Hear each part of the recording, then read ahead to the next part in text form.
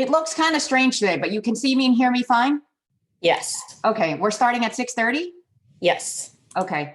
The invite said 6. I got a little confused. I guess there were 2 different invites or something. Yeah, no, that was my mistake. Okay, so it's actually 6:30. I haven't missed anything. Nope, Okay. we're the only ones here. Okay, good. I thought because I looked at my email and then it's hard for me to see the meetings because I have to look in Outlook. I don't see the ICS on my phone. Oh, okay. Yeah, so anyway, that's just my issue.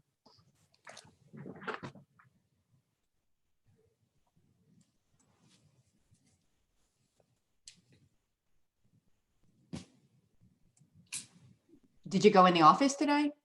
I did. Oh, I did. everything was okay? Yeah, I had to get my laptop fixed. Now you can see me.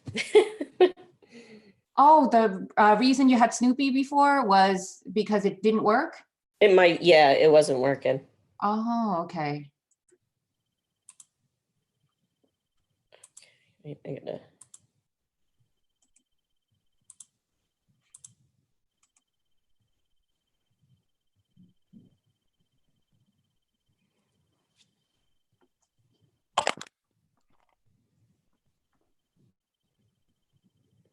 Hey. Hello, all. Hello. Hi, everybody. Good to see everyone.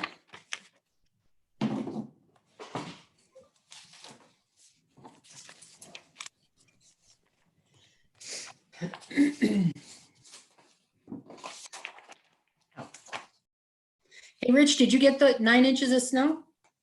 No, we got like 3.5 yesterday. Nothing here today. Just wet, yicky. Yeah, just wet. Wow, No. you got 3.5 inches? Yeah. That's amazing. Yeah. Kasama, we got like 2 inches in 15 minutes. You couldn't see anything outside. Oh my gosh. I mean, we had something that looked crazy, but it lasted for about 5 minutes. Yeah, it was, we had like a blizzard on Mother's Day. Oh my So goodness. apparently Mrs. Calkins would like another Mother's Day. Yeah. Seems all right, you know? Seems all right.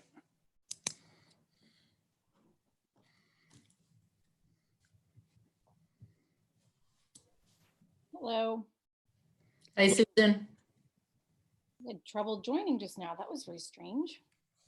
Yeah, it shot me out and then back in as well. So Okay. cloud colored sky or what? They update the settings and I don't know what to do.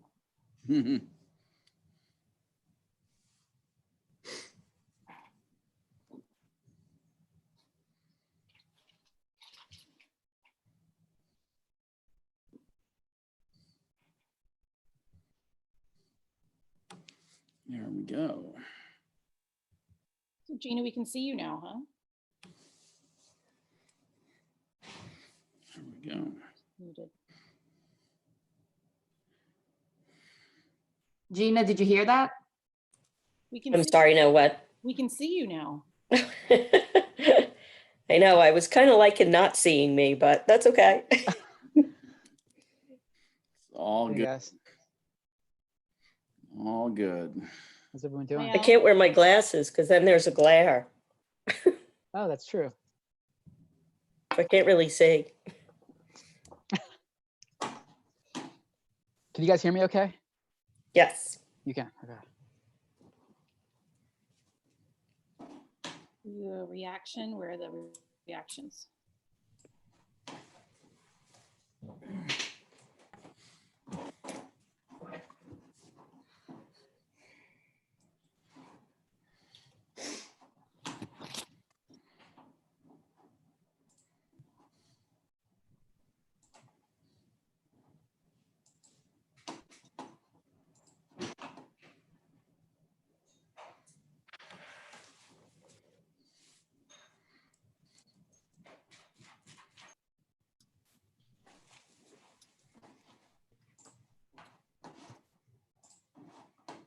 Hi. Gina. Where's the flag? I'm here. I'm alive. I know, but you're not hiding behind a flag. No. Got a new laptop today. Oh, very good. No, is that what this Good. is? Nice. Does that mean now I have to do more work because you're going to be sending me even more stuff? Yes, you have to answer your emails. I know, I get that. That's right. Remember when we started our relationship, I said I respond very well to gentle nudges and even better to kicks in the derriere. Yes, yes. Virtual kicks. Oh, yes. All of the above. Sometimes they hurt more. Sometimes they hurt more. I'll send Joe a note, let him know we're on.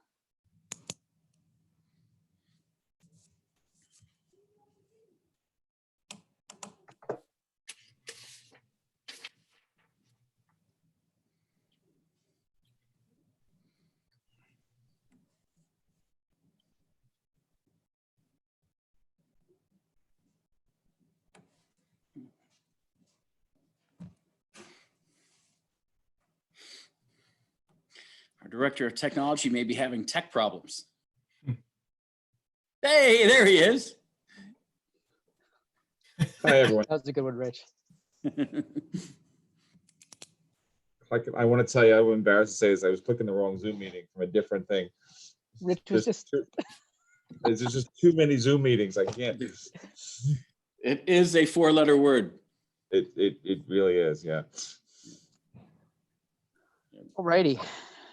So we've got the whole gang. Let's get this started, shall we? Certainly. Okay. So I will make a motion to open the public session. If I can have a second, Second. please. Okay, all in favor? Yes. Yes. Yes. Joe, would you lead us in the pledge? Absolutely. Pledge allegiance to Allegiance the to the flag Flag of the of the United States of America, America, to the republic To the republic for which it stands, one one nation, under God, God, indivisible, indivisible, with with justice for all. Perfect. Let the record show that we're all present tonight.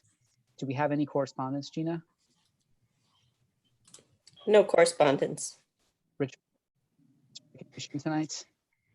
I've had a lot of emails from, parents and community members, certainly thanking staff members, school teachers, Board of Education for all that we're doing and, offering, great support, as we enter kind of, this next phase of our remote instruction. Also have had some great conversations with some community members regarding their hope that we are still going forward with the not only the energy performance contracts, but also the Tennyson generator contract as well, or proposition that we potentially could go forward with. So, some great support, some great conversations in terms of how we're doing, some great and salient suggestions as well. And just done in a proactive, respectful manner, and just really a lot of really good things out there. Thank you. Good to hear it. Great to hear it. Yep. Anything further to dive into the main event?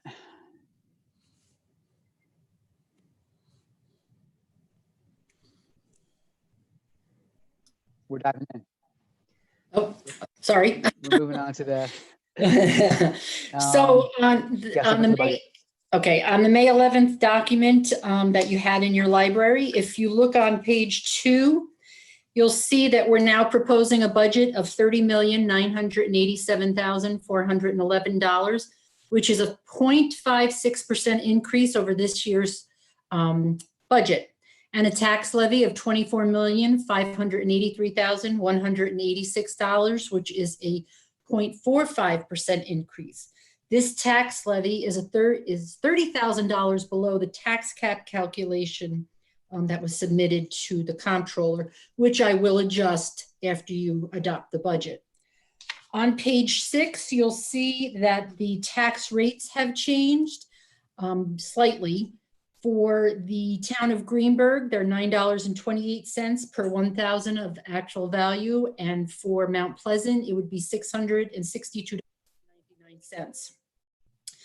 On the revenue side of the budget, which is on page 8, you'll see that we eliminated applied fund balance. We added the federal pandemic adjustment. The district will have to apply for this money through a process that has yet to be determined. SED is trying to work that out, and we'll get back to districts on how they can access those funds. And as previously stated, the tax levy has been reduced by $30,000. On the expenditure side of the budget, you'll see that we've adjusted for the Orton Gillingham program by $50,000. We contacted the Orton Gillingham organization, and since the pandemic, they decided that they didn't want to cancel the program, so they're going to be hosting their trainings virtually, which will be held at Botanico. So that eliminated a lot of the cost of travel, hotel, and meals over the multiple day program. On the professional development side, we also— I'm sorry, Lisa, what page were you on for that? Orton Gillingham was in the 2250 codes, and that is on page 26. Okay. All right, that would be the 2250 4,000 codes. So just to clarify though, Lisa, we are still going to be having our teachers train in the program. It's just that they're not going to be traveling. Correct, correct. How are we paying for the tuition, just the baseline tuition? That is still, so what we did was we removed the travel and conference expense, but it's still under contractual because that's how we'll pay the corporation to do the program. Okay, thanks. Okay. We also adjusted for professional development, which is on page 24 under in-service training for instruction. We reduced the math training. Since we've hired a math specialist this year, we felt that we could reduce that and have the training between the consultant that we used and our new math specialist. The cost of the behaviorist, which again is under the program for students with disabilities on page 26, we've reduced the expenses. We'll be maintaining the current services that we have this year, but would ask that we could reserve money in fund balance so we can address any student emotional support that may be needed throughout the year. That for 1 second, please, Lisa. Sure. Great. Thank you both for that. One of the things that we actually have talked about collectively and then individually, some trustees contacted me and I greatly appreciate it, is the fact that coming back next year, we may be in a position where we have some students who really need some additional support, either in an emotional or mental aspect. And with that in mind, though the current budget maintains our level of support that we enjoyed this year, I think that we absolutely have to be prepared to put into place some additional supports, should it become, evident that our kids need some help in the transition coming back to school or in navigating the nuances of what has become our new reality.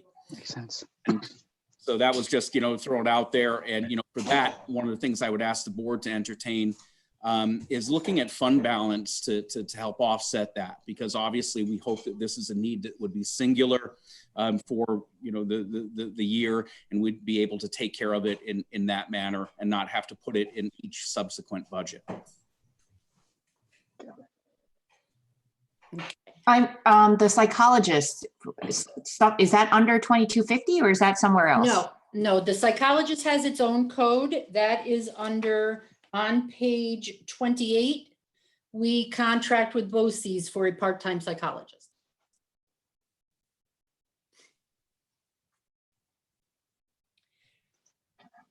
Are you referring to the guidance counseling staff or the psychologist? The psychologist. I think guidance is its own. That's 2810. Yes, guidance. We have 2 guidance counselors. You're right. That's 2810. The psychologist is the 2820 codes, which are on page 28. And we have a part-time from BOCES that comes to the district. And so then the behaviorist is somebody entirely different, right, Rich? Yes, correct, correct. And would that be under 2250 that we're just talking Yes. about? Yes. Yes. I mean, I think that's wise to look at it that way, Rich. I think we can count on the fact that a lot of our children are going to come back feeling like they've had a trauma life experience. And I think that any children that were struggling with behaviors previously that maybe were under control, we can pretty much count on those resurfacing. So I'm glad to hear you're addressing it in this way. I think it's good to be proactive on this for the teachers and I the agree. Is that going under instructional salaries that we've adjusted for? No, it's not salaries, it's a contracted service. Oh, okay, I see. Thank you. Okay. You're welcome. Lisa, a couple questions. Yes. This page 4, looks like the graphic didn't come through the Al, your sound's choppy. Yeah, you're choppy, Al. can you hear me? It's still choppy.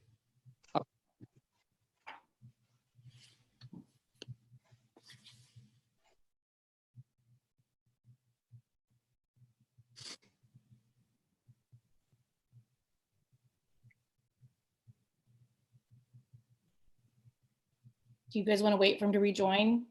Yeah, I think we should. Okay.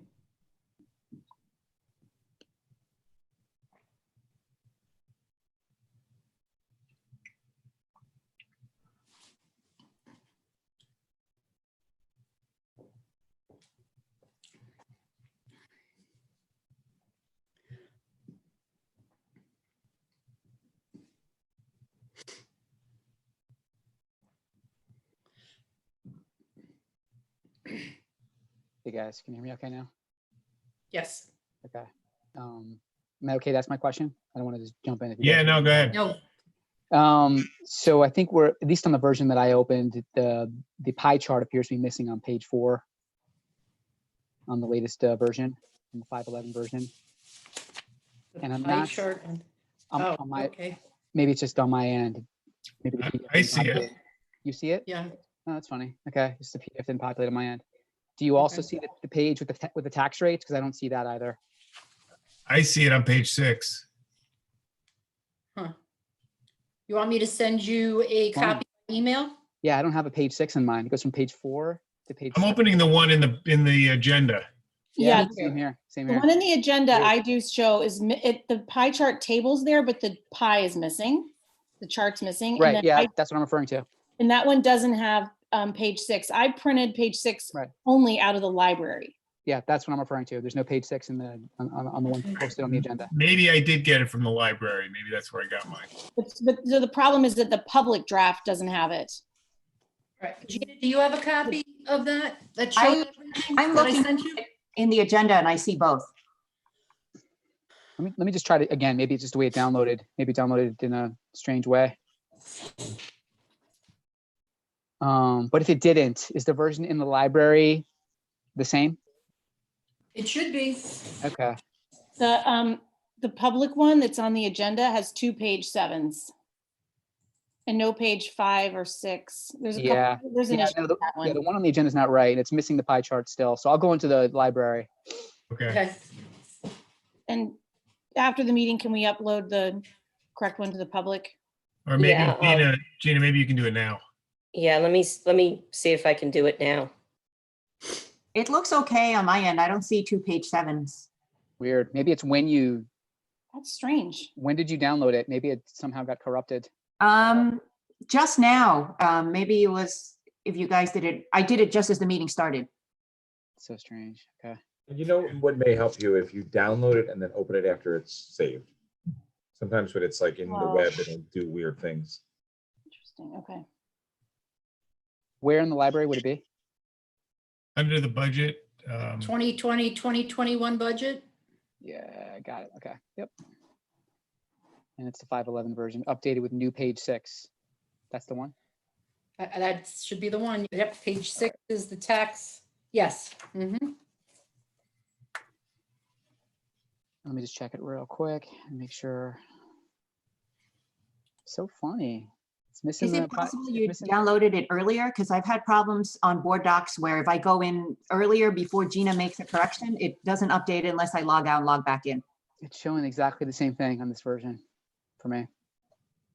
Mhm. That's weird.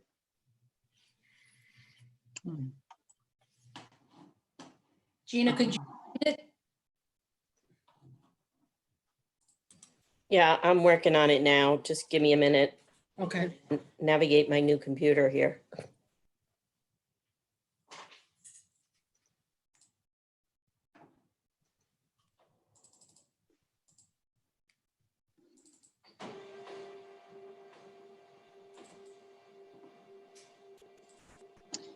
Interesting. Yeah. How Joe you- was right. I downloaded it and opened it up in a separate PDF reader, and it was okay. Okay. It's twice this year, by the way. I'm just keeping record of the times that I've been right. It may not be a third, so I like to write these things down. Thanks, Joe. Yeah, good at work. Good work. We'll keep track as well, Joe. Yeah. Well, there's the other column too, which we don't talk about. Well, we do. We keep a very crude running tally scorecard. Nice. Very nice.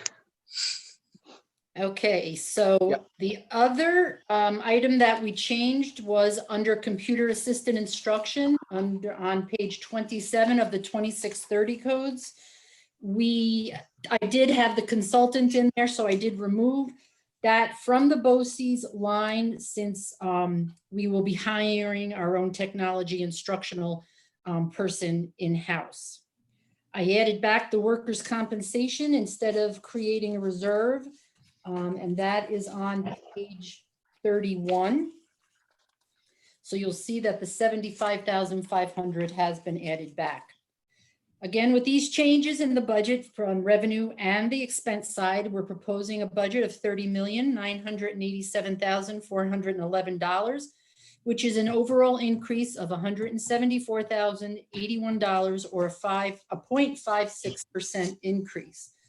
This budget then has a tax levy, which we are proposing that is under the tax cap by $30,000 for a $115,779 increase or a 0.45%. Also, as requested at the last meeting, Kasama had asked about the staffing FTE, and Linda and I found that page as well as page 13 that shows the fund balance analysis. So I've included page 12 and page 13 in this document now. Thank you, Lisa. You're welcome. Can I ask about the page 8, the pandemic adjustment? Where we Yes. last left it off, you were potentially going to get additional guidance. Do you want to give us an update on how you arrived at this number and whether there Yeah. could be other variations? Well, the pandemic adjustment is on our state aid run, okay? So the governor has the right under the legislation to remove that from our state aid, which I have done, but I've done it jointly, just under state aid, I've taken that out. But as Charlie had pointed out last time, we will get a federal pandemic adjustment of the same amount. That we have to apply for through the SED portal. They're designing the form now and how it is we will go about getting that money. How we are going to account for that money is also being determined, but I've included it here because this is what the federal government so far has stated we're going to receive.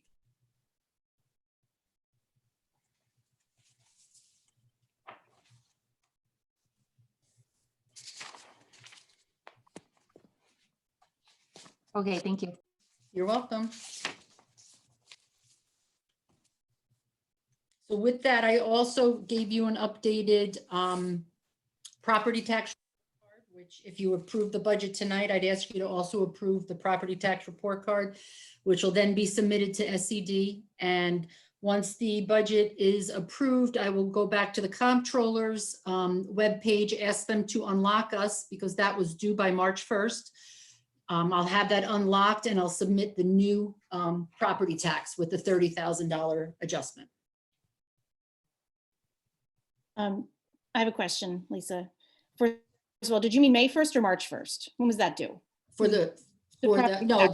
the tax cap levy had to be by Oh. March 1st. That was March, okay. Yes, that one. On the, Yes, that had- the fund balance analysis in the budget, you don't include the press reserve that's on the other worksheet we got. Is that, we currently have Yeah, that? the fund balance analysis that's in the budget brochure is as of the end of last year, has nothing to do with this year. Okay, so we set it up. That's because we set it up this year?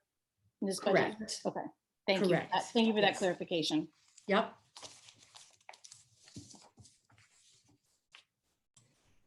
I just updated it in board docs in the public.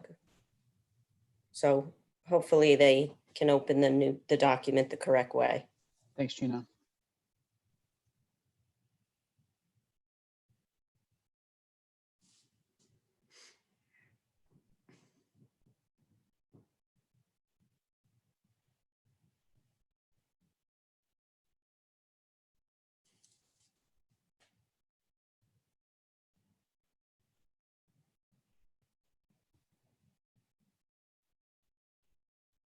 I have another question if Go ahead, please. that's all right. Lisa and Rich, on page 12, the staffing estimates, can you walk me through who the 5 administration, who counts as the 5 administration Yep. positions? Yes, that would be Rich, myself, Adam, Celia's position, and Booth. And Don Booth, okay. Thank you again for that clarification. You're welcome. What was the 6th one from the previous year? That was, remember that we combined the principal and the director of curriculum into one? We didn't rehire for Adam's position.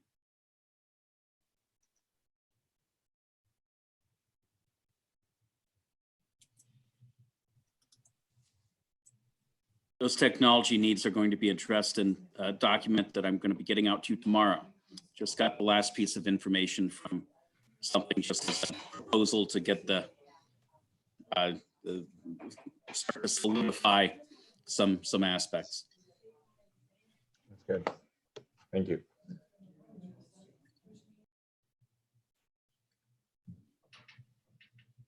So one thing that I wanted to discuss, and I know we're getting late in the budget process, but when we had forecasted budgeting over the next few years, we did this months back. We looked at the impact that the water treatment plant settlement was going to have on future revenues and tax rates.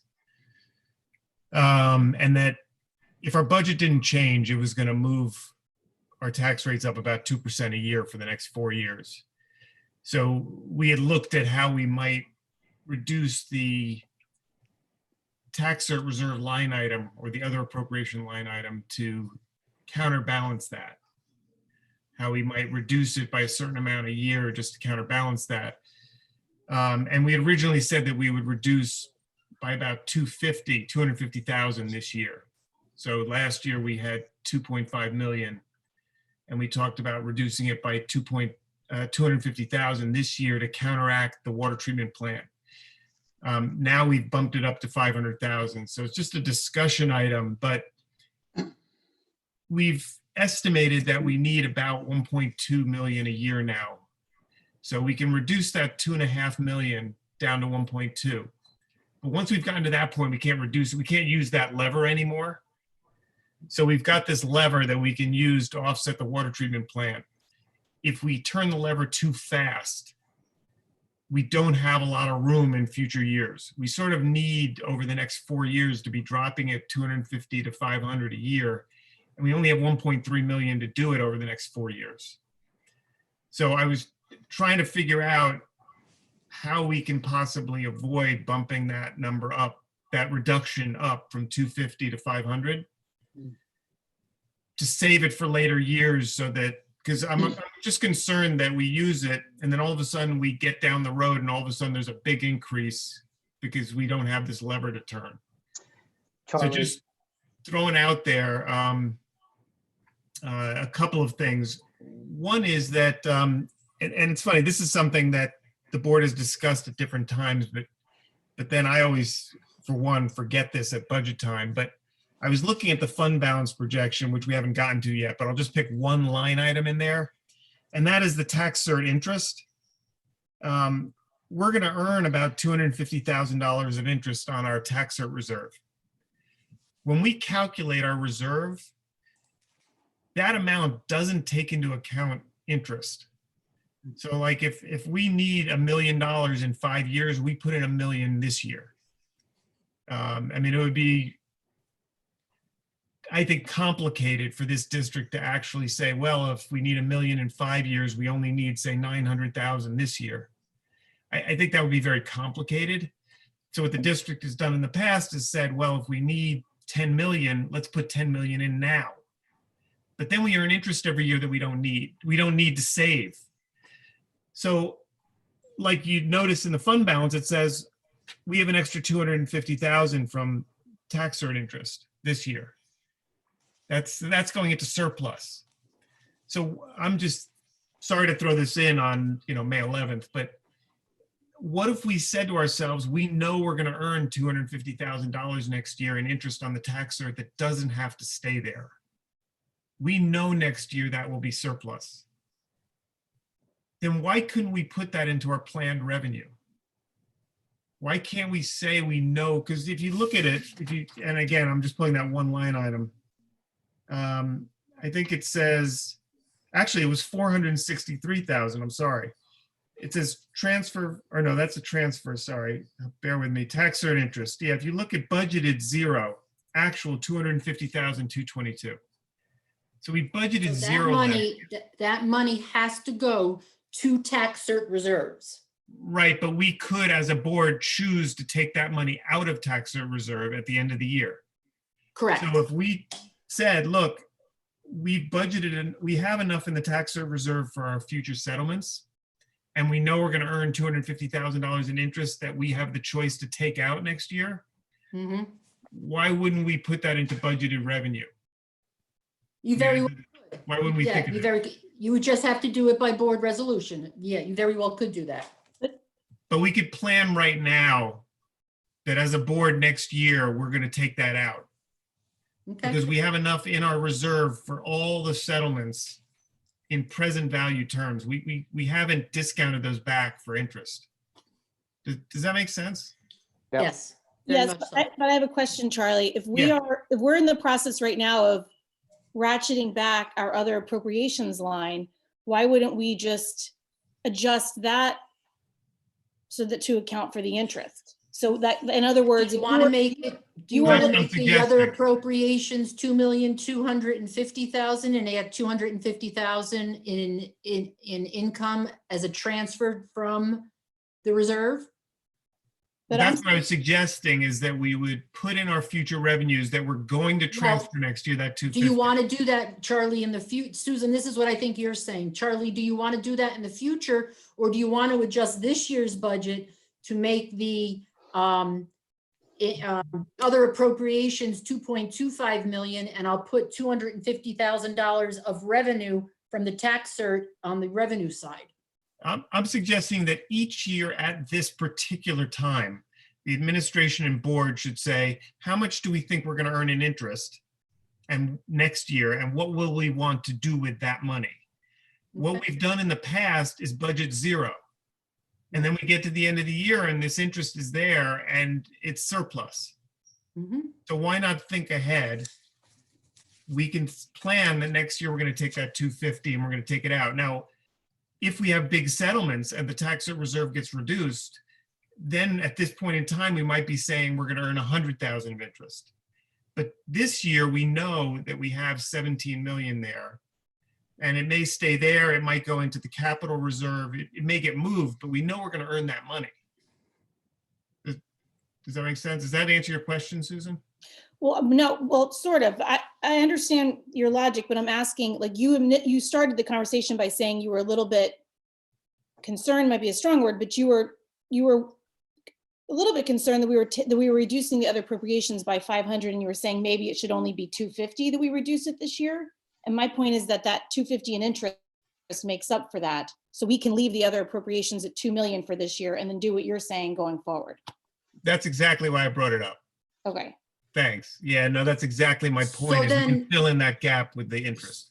So then next year, Charlie, we would budget 2 million in other appropriations and bring 250 back into revenue.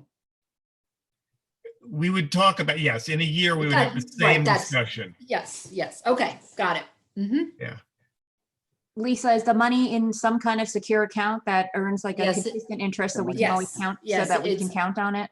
Yes, it's earning phenomenal, I don't want to say phenomenal interest, but it's earning better than a savings account. We have it in a money market. I mean, it's. Okay, it's liquid and secure and Yeah, consistent. yeah, oh yeah. We follow all the guidelines that schools have to. We have very. We have a- limited- We have a can invest our policy, money. Kasama, on, there's a class account that it can go into. There's Right. an actual policy around where it can go. Yeah, So that's true for any of our reserves. correct. So that was just a thought, because we're, Rich, you've been saying it for a while, and we want to try to keep the tax rates as flat as we possibly can. So as much as we can possibly hold back so that we can use that lever later to keep tax rates down, that's better. That's all.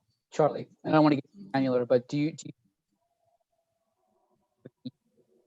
You faded out, Al, sorry. Again, how about now? You're good. Okay. Is the No, water treatment no, plant, Nope, we lost you. Nope. You're How about choppy now? again. Well, when you say that, it's good, but then we lose you. just keep saying that. No. Fine. Do you want to type in the chat? I don't know if everybody can see that. I mean, Yeah. we can. No, it's here. We Okay. need to issue you a laptop.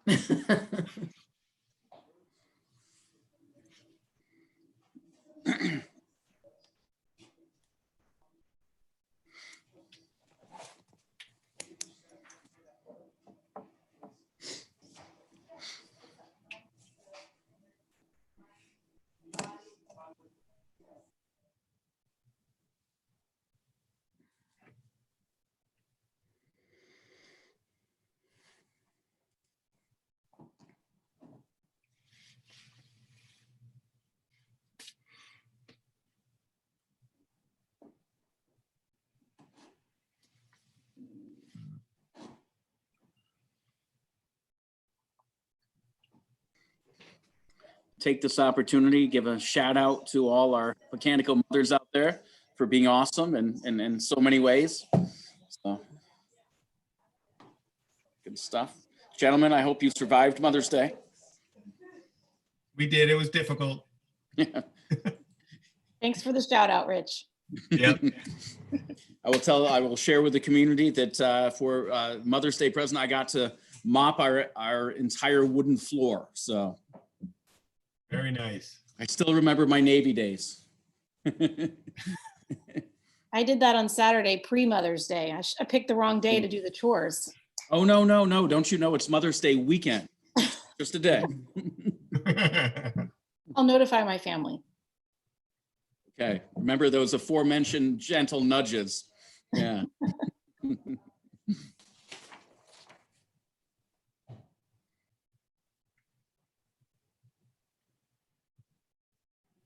Hey, all. Hey, Al. Can I ask my question?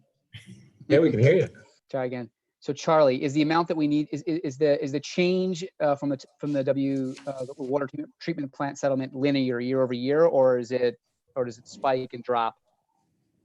So the next 4 years, it's fairly linear at about 2%. It's 1.9% or so a year. Okay. And then at that point, it flattens out and then actually goes the other way. Okay. So it actually, in something like 6 years, it's going to actually, the assessment's going to go back up. Mhm. But for the next 4 years, it's roughly 1.9% a year that if we do nothing, tax rates would go up by the 1.9%. Okay. Yeah. So Charlie, when you brought up what you just brought up, it made me think a little bit about last year when we had discussed how we would lower the appropriations so that we could change the dollar increase that would then affect have the opportunity to decrease the property tax card. So for this year, we're $115,000 over the increase from last year. In a way, we could lower some or all of that, which would then decrease what we see on page 6. Page 6 shows an increase of 2.14%. I mean, I know it's called a 2% cap, but it doesn't mean that we can't raise it for more than 2%. So in a way, if we wanted to do it this year, we could lower Greenberg's 0.74 and Mount Pleasant 2.14 by some amount. Is that correct? Yeah, that's correct. So I know it's May 11th. I don't know. We want to consider that because I think we considered something like that late in the year, last year as well. And then we ended up, I just pulled up last year's budget. We ended up, let me just go to that page, decreasing it. So then our property tax, I think, was under 2% for both Greenberg and Mount Pleasant, even though we lowered the levy from the previous year. Right, so a couple of things. One is we have this tax reserve fund, which is supposed to insulate the district from settlements and changes in assessments as a result of settlements. So that's payouts and also the changes in assessments. It's not necessarily meant to insulate the district if, for example, salaries go up. So our salaries in our budget went up 300 and something thousand. Benefits went up 190,000. It's not, I mean, we can use it for that, but that's not what it was intended for. So part of the reason why the tax levy is going up is because we have normal changes in our budget, which is coming from salaries and benefits and some other things, you know, programs. I'm not saying we can't do that because I think it's a good thought. The other question, sorry to throw a bunch of things at the group, but we may decide, I mean, we've already authorized Al to refund our bonds and the rates do look good. So if we do refinance our bonds, we're going to save about $120,000 next year. So that's another thing that if this group said, you know, we're confident that given our authorization, Al is going to go and refinance these in June, wouldn't we want to put into revenue that we're going to save or expenses, we're going to save 120,000 of interest, debt service? That's a good point. I think it's worth thinking about. Lisa, I don't know, we're able to do that calculation really quickly. If we didn't have to increase it by that 115,000, how would it affect page 6? Yeah, we can do it pretty quickly. I mean, 1% is 250,000. So 115 is whatever fraction 115 over 250 is. It's a little, it's, you know, what, 0.45%. I mean, that's basically the, isn't that the revenue increase or the budget increase? It's 0.45. That's the revenue increase. The only thing, these are some really good points in terms of this about potentialities. The only thing that I would ask you to consider is this. I would be very hesitant to reduce our revenue further at this point with a whole bunch of unknowns out there presently, specifically a governor who is threatening to reduce our state aid by, you know, up to 20%. So, you know, one thought would be, let's see where the figures end up this year. Unfortunately, I think that's going to be after budget resolution time. And then when they're able to coalesce and we're able to understand the entire picture of where our revenues are, I think at that point, probably we could really, in a very focused fashion, determine, okay, refinance the bond. What is that money going to be utilized for? What is the interest going to have? What impact will it have on our taxpayers? I just throw that out. And those are, you know, they're two great points in terms of this. But remember, we also have a great deal of unknown right now in terms of our budget because we don't really have finalized aid runs as of yet from our governor. So it's a great point, Rich. The other side of this is every year we look at, because you have to budget somewhat conservatively, there's always some amount of surplus at the end of the year. And we then have had this conversation that we can't easily return that money back to taxpayers. Unless you have a one-off expense, you can't put a surplus into the appropriated fund balance unless you have a one-off expense. So it's hard to put the money back in.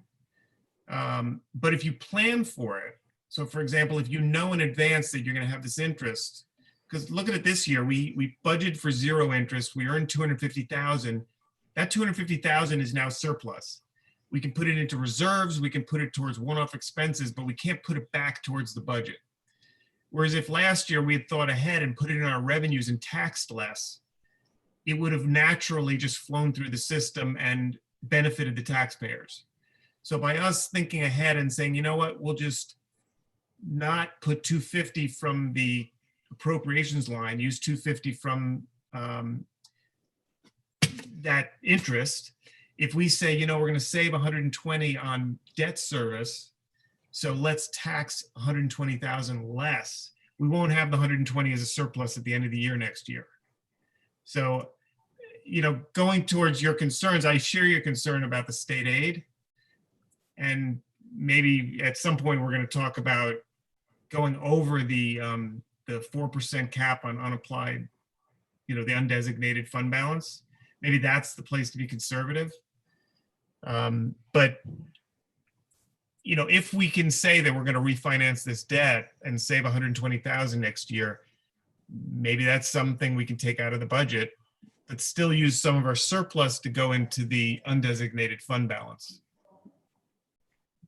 No, I absolutely understand. And, you know, the fact that we're in a position where we are able to, you know, have options of this nature is, you know, is really, you know, pretty singular and shows the focus of the board in terms of being great financial stewards. So, yeah, I don't disagree with anything. I'll just say that, you know, 20%, if there's a 20% reduction, that's $250,000. We've already identified in terms of looking at fund balance, you know, some items that could be significant in that nature. You know, with that being said, the reality is that we have to really be very mindful of our taxpayers, especially in this day and age. So yeah, I would just say that we proceed forward deliberately, but there are just still 1 or 2 unknowns in terms of our revenue that we do have to consider. I think you're absolutely right, Rich. The question is, could we take some of our surplus, put it into the undesignated fund balance? It's still taxpayer money. It's still in the district. If state aid gets reduced, we can dip into that. If it doesn't get reduced, then it'll just be surplus next year. Oh, so absolutely. You and I are saying exactly the same things. Yeah. Yes. Thank you very much. I appreciate it. Yep.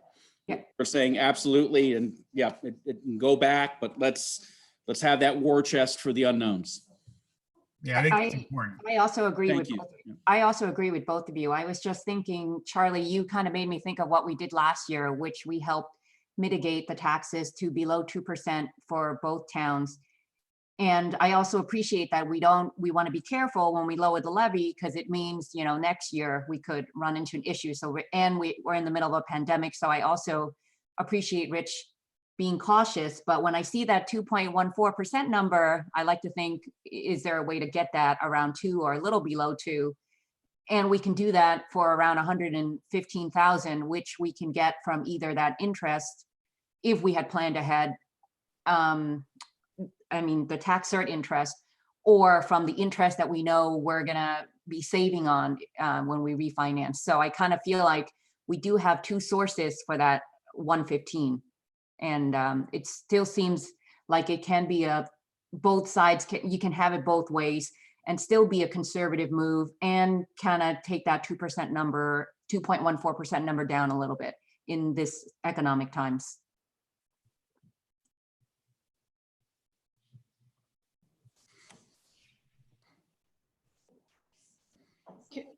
Can we talk about the bond refinance? Because you've alluded to this. the rates got better, but would, I don't Yeah, want so- to, I don't want to jump ahead in the agenda, but is it going to happen, you think? Or is it, the rates are good enough to, Yeah, in my opinion, it is going to happen. I mean, the finance committee met, so that was, Rich, Lisa, Kasama, and I met with bond counsel. The rates look very good. I think, is it somewhere in the 1.6 to 1.7% range? Yes, and I think that's fantastic, for us to refinance the 10-year from somewhere in the, I think we're just under 4%. And if we can refinance it down to 1.6, 1.7, that's phenomenal. And that'll save us more than 120, I think, per year. and so That's for that's 10 on, years as well. That's for 10 years. Yeah. that's on the 9711 line? Is that what you're looking at? The expense line? Hang on, I'm going down there. Was it right around the last page, debt service? Yeah, I think so. Second to last page, I think, or the last page. Yeah, 90, Debt yeah, you're right. service. 9711s, yep. The construction bond principal. yeah, the Yes. principal and interest. So you see that it's projected at 860,000 for Mhm. principal and 377 and change for interest. The Yeah, combination of those two numbers would drop by about 120, maybe more. Yeah, I would just weigh in and say we had a really great meeting and had some great questions back and forth. In fact, I'll say it publicly afterwards. I had a great conversation with our financial advisors and our bond counsel, and they all complimented the Board of Education for their, not only their knowledge and their questions, and for really being strong stewards and asking really in-depth questions about how we can always make sure that our public monies are utilized correctly and in that manner. And they were actually, as I said, they followed up with me directly with emails and text messages and said, wow, the fact that you have a board that's focused on this and really understands it is such a strength. So just throwing that out there. Trustees don't often get a lot of praise sometimes, but I just want to say that thanks for your diligence in that regard. Thank you, Rich. If you don't mind, just going back to that for just one more second. So Charlie, did you calculate that it would be 0.45% if that 115 wasn't in there? So does that mean It'll be under- 0.45%? It'll be under 0.3. I don't know exactly what. Yeah, it would reduce by about 0.45 from the 0.74. So it'll be So under if- 0.3. If we did a tax levy that was exactly what it was this year with the estimated rates that Ira gave me in that worksheet, Town of Greenberg the percent change would be 0.28, and Mount Pleasant would be 1.68 on the estimate. and that was taking how much out? The 115,779. So Susan, if you look on page 5, Mhm. the second to bottom line is showing our dollar increase over the previous year, 115,779.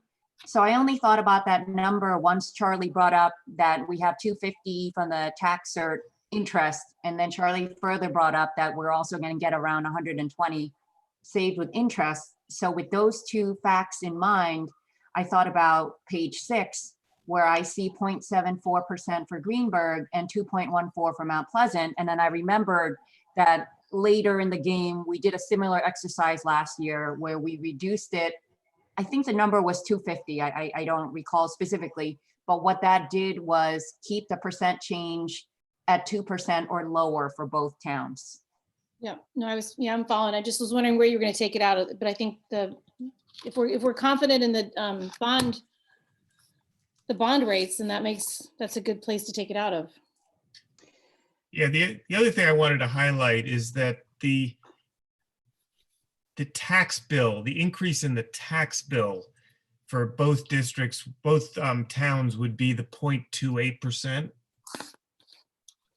So the equalization rate complicates things.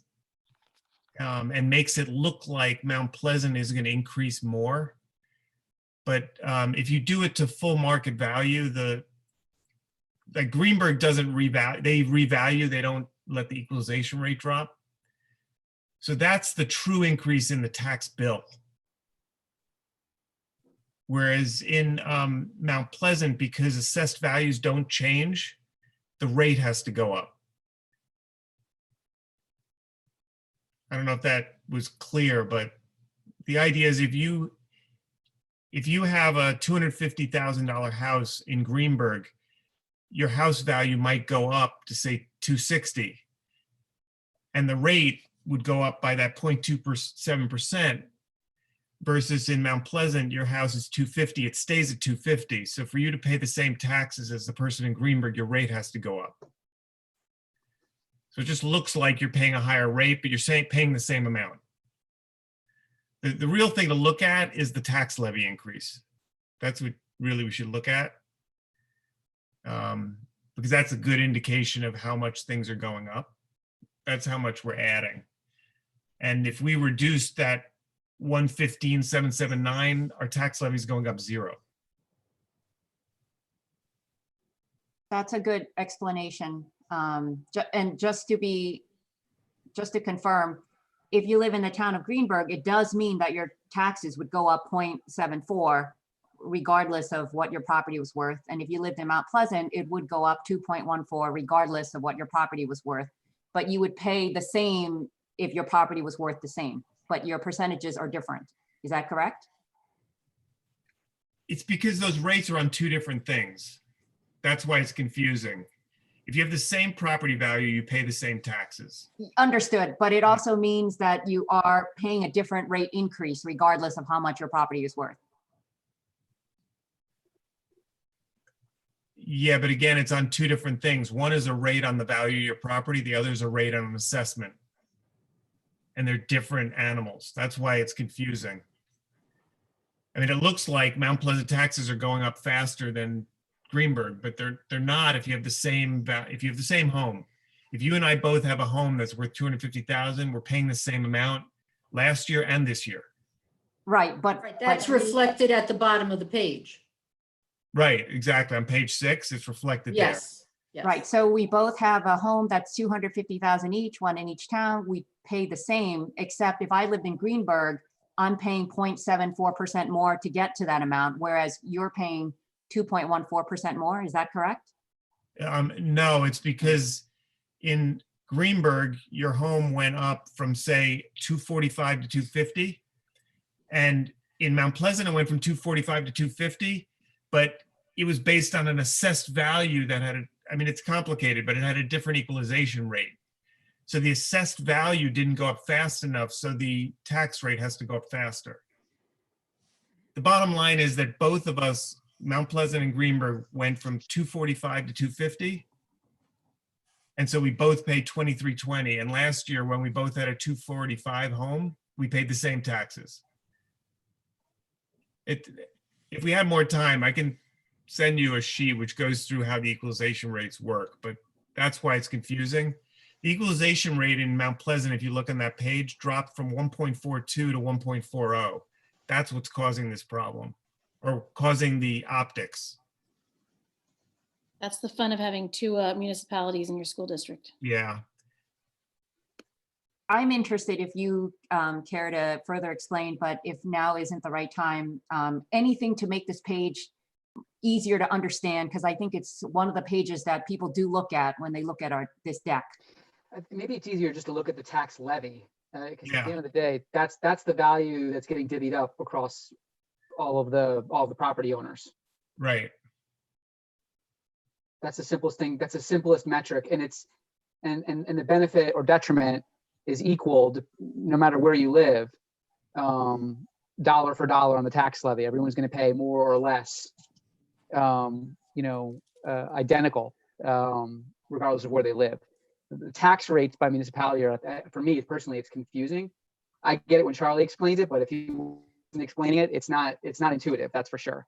I think it's just easier to look at it in terms of the levy and understanding that everyone's basically paying the same per dollar value of their house in both municipalities. That's the easiest way to conceive of it.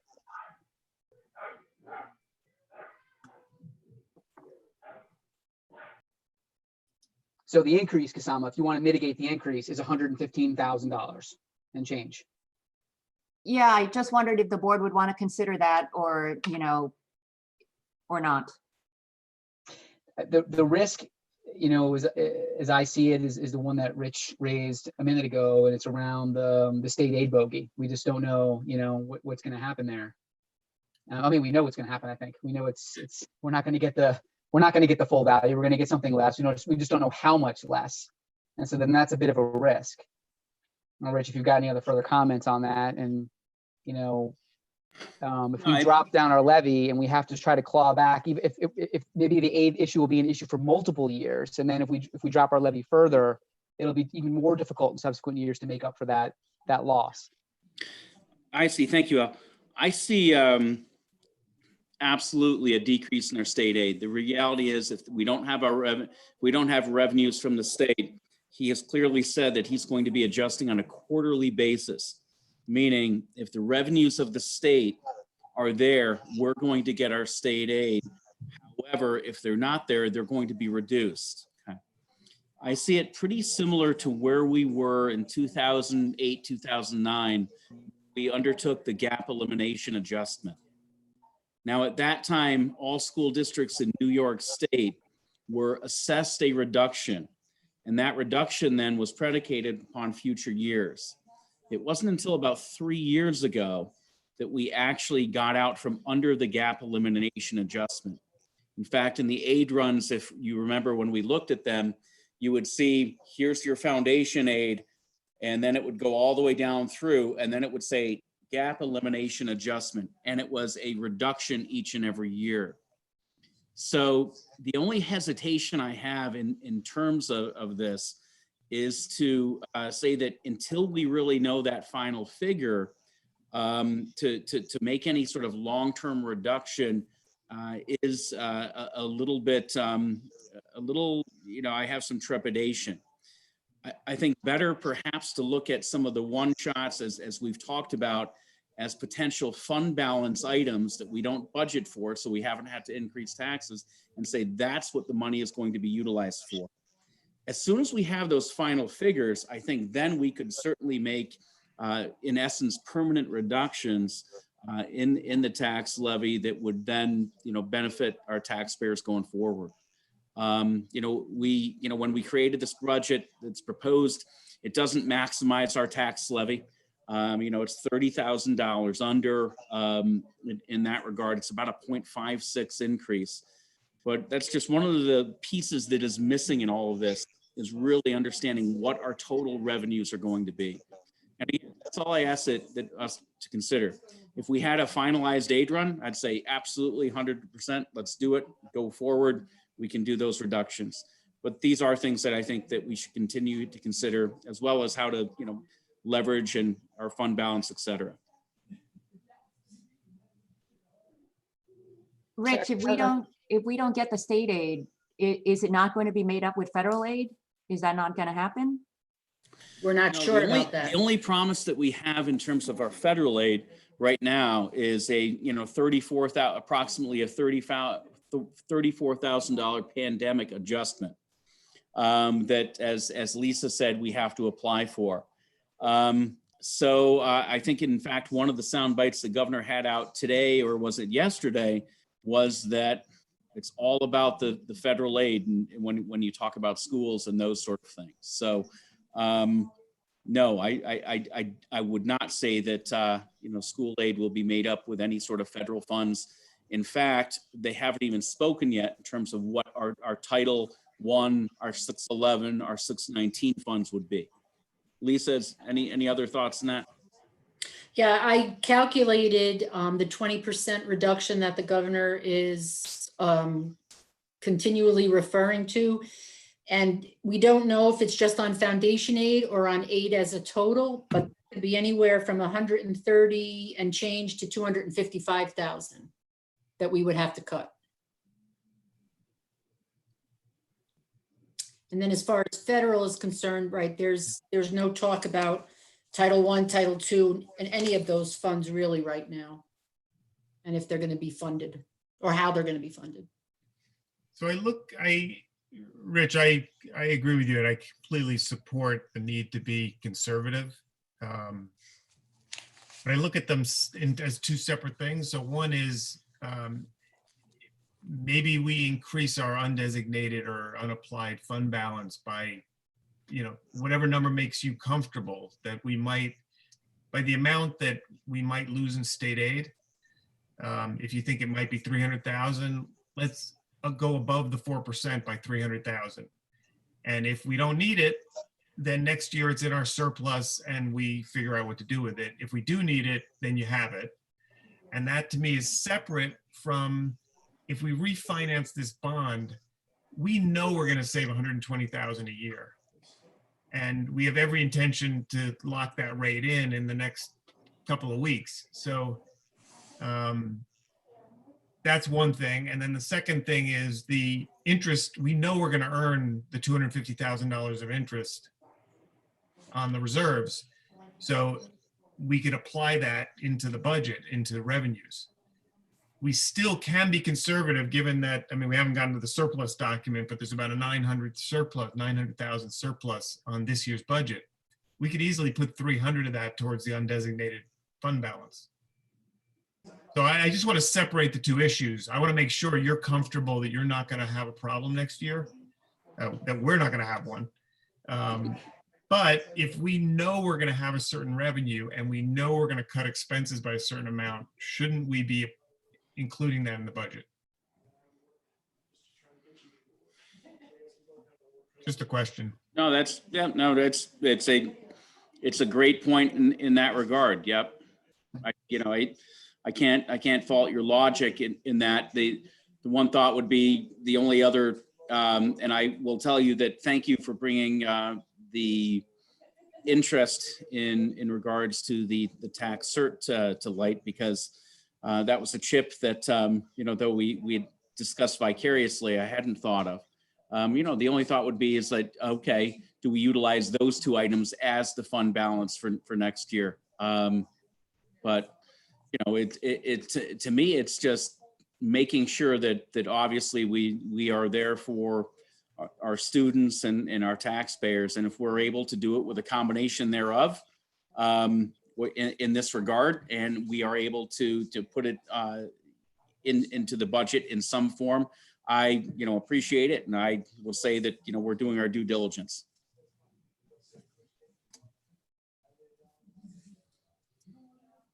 Well, we weren't sure though that we were going to refinance, right? So that's why we didn't put it in the budget until recently. No, that's right. Yeah. That's absolutely correct, Lisa. We weren't sure until we had our finance meeting. And right. They had shown us some rates, just for the benefit of the rest of the board that wasn't on the call. The rates that they've been showing us were conservative. So, we've been discussing as a group that the rate should have been lower. It wasn't until we got them on the phone and they said, well, yeah, we've been adding about 0.2 to 0.25% to be conservative. But we agree with you, the rates are going to be down closer to 1.6. So the 1.83 and change they were showing us was just buffered. So that's why they're pretty confident that we would be closer to 1.6 if we refinance. Yeah, the rates they provided us, they by their thought was absolutely conservative, and yeah, so I don't disagree with your speculation. Rich, is your concern about this year's budget or about going forward? My concern is always about 5 years out, and so anytime we look at a reduction in our revenue, unless it's a one-shot expense that we can identify, as we've spoken about, I just want to make sure that if we have an expenditure, we have a corresponding revenue. Similar to why, and I appreciate it, the board said, no, let's go back to the budget. We don't want any applied fund balance utilized to, address the budget, because that's not a guaranteed revenue. So, my thought is just, we want to make sure that going forward, we have, we have the resources to be able to ensure our educational programs. As I said, and perhaps I'm just being what would be a great term right now, just I guess the superintendent. Don't have all we don't have all the pieces from the governor yet, and I think perhaps he's doing that purposely, because the unknown. So we're being asked to complete a puzzle without all the pieces yet. So that's why I value this discussion. Well, and so can I reframe it a little bit, Charlie, to your point that this, our taxes are not meant to insulate our taxpayers from regular events like teacher salaries increasing, benefits becoming more expensive. So I'm looking at the expenditure page on page 14. And it looks like when you do the total calculation, our expenditures are going up $175,000 for this year. Right. But then if we add back in, let's say the 120 in savings, they're really only going up. That's another way to back into if there's an appropriate adjustment here. Because I do have a concern that if we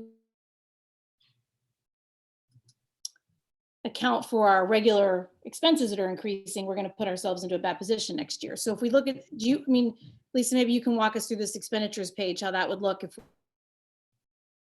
20 in the principal and interest. On 97, the 9711, is that what you're talking about? Yeah, if we back that out and how it affects page 14. How it affects page. Because to Charlie's point earlier, we should be levying our taxpayers for any increase in our teacher benefits, our salaries, our maintenance of the plant.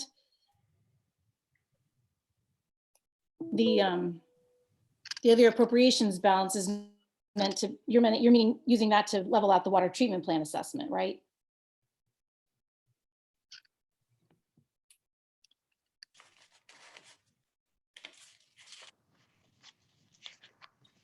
Yeah, I think in general, we don't insulate for those changes. On the other hand, to the extent that we can, it's nice that we do it, but we don't have to do that, and we shouldn't use tax cert money to do that. But I feel like what we're doing here is we're not taking into account some revenue that we have. We're not taking into account the 250,000 that we're going to earn. We're not taking into account the 120,000 in reduced costs that we're going to have. That should go in there to offset increased expenses. So if salaries are going up by 300,000 to 400,000, if benefits are going up by 190, I think those should get offset by the 120 we're saving in debt service, and that should get offset by 250 in interest. Anything beyond that, I don't think that it's our responsibility to take out of reserves to cover. Okay.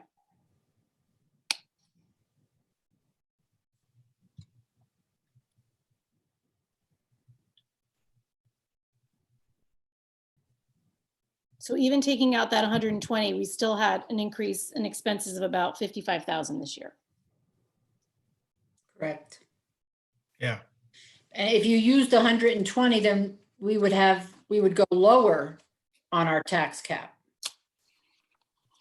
Do you just want to adjust it by 115,779 and make it a zero?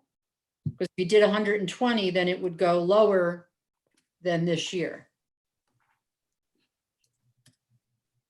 I think there's been a lot of comments around the state aid, and I could not agree more with some of the sentiments made about trying to be really conservative around this approach. The way I'm looking at this, I think the state aid is going to be a roller coaster. What part of the roller coaster we're on at any given time is going to vary, but it's going to be unpredictable.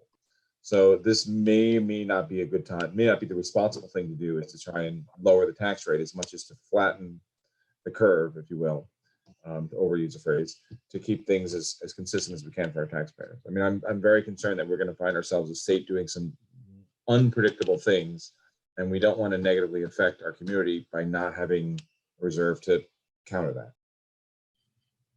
But can't we do that through the undesignated fund balance? Yeah, as long as we're, consistent in our approach, I think we can.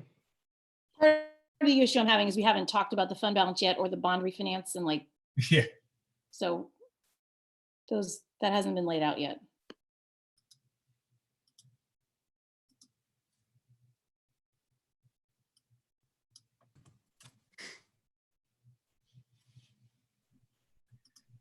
You're on mute, Al. I don't know that it makes much of a difference because my audio's been so far. Yeah. But so we started this discussion with a question around whether or not we were comfortable with the reduction of $500,000 of tax cert reserve. Right. So given everything that we discussed, and some facts came to light that we, around just the interest and we got $370,000 in terms of,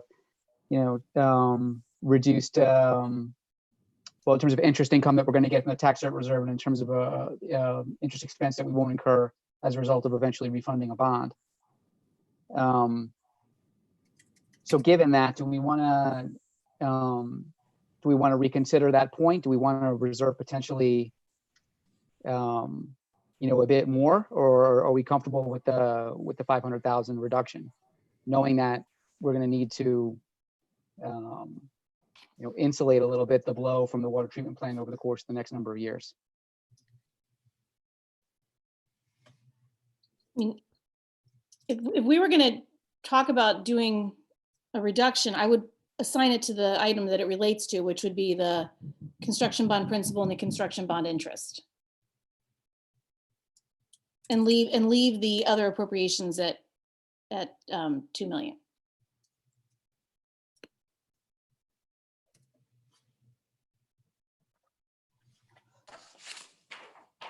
But to Charlie's point, we may need to draw down that other appropriation over time to track against that 2% annual increase that we would otherwise have incurred from the water treatment plant. But that's why I don't want to leave it. Well, you're saying make it 225? No, not necessarily, but maybe not all the way down to 2. Okay, well, that's why I wouldn't want to take it below, save room for it to be reduced further in the future. Exactly. Yeah, that was Charlie's point in the beginning, and I'm agreeing. Okay. And resurfacing that point for further thoughts and for a decision. How much per year, Lisa, are we currently paying for our tax cert? I mean, do we have like a 5? I mean, we've looked at this. What's our This year- what's well, our like this 5-year year- average? It's, I would say 450, 500,000. We did that. This year it was 463, 363. I think it's been below $1 million for a couple of years. Yes, it has.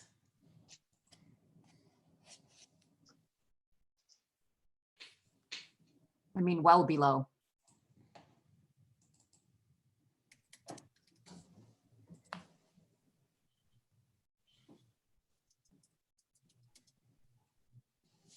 Charlie, based on your conservative estimate, at 2 million, we still would have around $800,000 to play with for the next couple of years. Is that correct? That's correct. The whole issue is that that may not even be enough because if the water treatment plant is reducing our full market value by 1.9%, you need to increase revenues by or reduce expenses by 1.9%. So 1.9% is, I don't know, it's like $450,000 to $480,000. We would really want to be able to be reducing this tax cert line item by that amount each year to offset the water treatment plant, if nothing else is offsetting it. That's the thing. I mean, I do think we're getting a benefit if we refinance because that's the 120,000 a year that's helping.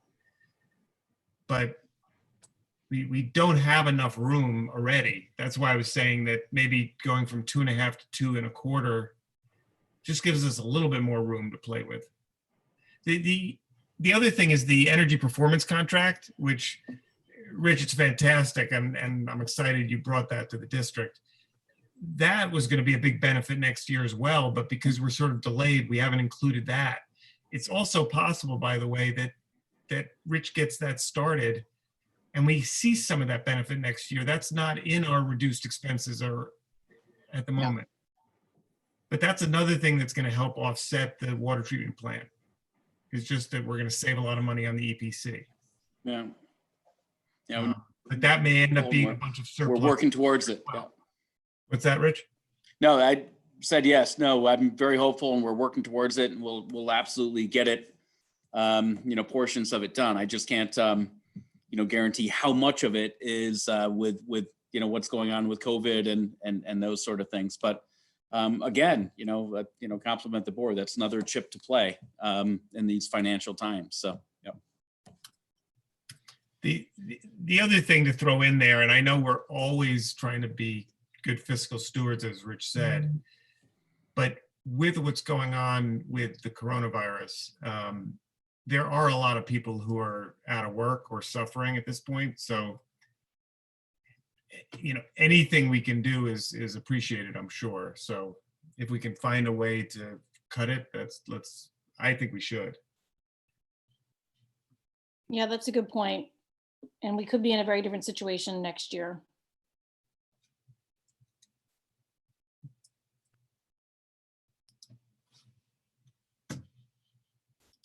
I mean, I agree with Charlie. My vote is to do it. And I think we can conservatively, but I also understand there are a lot of moving parts. So I'm glad we're having this conversation. Yeah, so my recommendation would be to include the 250 interest, to reduce the expenses to the debt service of the 120. But then again, Rich, I want you to come to us and tell us how much you want in extra undesignated fund balance. And I think when we're talking about surplus, we should ensure that you have that. But I think if we know that we're going to get interest on the reserves and we know that we're going to reduce our debt service, I would recommend that we include that. And then if the EPC comes in, that's just, more surplus next year. No, I appreciate that. Lisa, here's a question. I would assume that we are including the 250 on our fund balance on what our overage would be from the 4%, correct? You're on mute, Lisa. The 250 is on the fund balance report. Am I still muted? No, No, you're good now. Yeah. 250 is on the fund balance report, but because it's supposed to stay in the tax cert reserve, I took it out of that fund balance. Out of that 900, it's not included in there. Okay, very good. All right, good. But as Charlie said, they could make a motion to bring that back as a revenue, and we could do that for next year. All right, good. I mean, so there's two cards there. I guess the question is, do we play one? Do we play both? Do we play percentages of each then?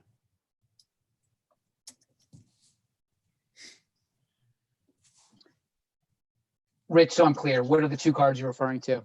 So we have approximately $250,000 in interest. Right. From the tax certificate reserve. And I think what I heard was that, one of the thoughts is to reduce the 500,000, that we'd reduce that, include the 250 in that regard. So in essence, a net reduction of 250 plus the $250,000 in interest to address that. So that would be, one card.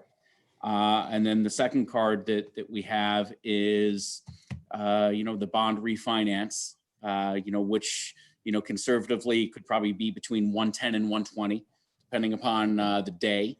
And we know now that the day is the day. It's locked. Yeah. So those are certainly two cards two good cards to play. And yeah, certainly can give a nod to our taxpayers in that regard. To Charlie's point, when we mop that out, really, in an overarching sense, it seemed to be about a $1.5 million reduction over a 4 or 5 year period, if I recall correctly. And so, yeah, it was reducing about $450,000 a year we had to account for. And we knew going in that we had $2.5 million that we had attributed to that. And that money was originally there because we had the unknown of the water treatment plant. Now we have that settlement. So while we feel confident that we can reduce that a percentage, we're looking long-term and understanding that we have to reduce that each year for a period of years until it goes back up. So, you know, number one, I applaud the board for thinking in a forward sense. Number two, it's good that we have some cards to play in this regard. And number three, I'm just being a superintendent and saying, come on, Governor, give us our aid, give us our true aid.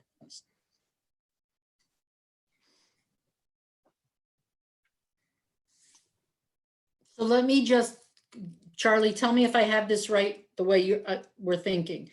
Add 250,000 of interest income from the tax cert. Add 115,779 That's fine. for the bond, right? That would be a reduced expense. Yeah. A reduced expense. I'll reduce the tax levy by the same, so it would be a zero flat tax levy increase. And I would make other appropriations 2,250,000. That's my proposal. That's your correct. proposal. Okay.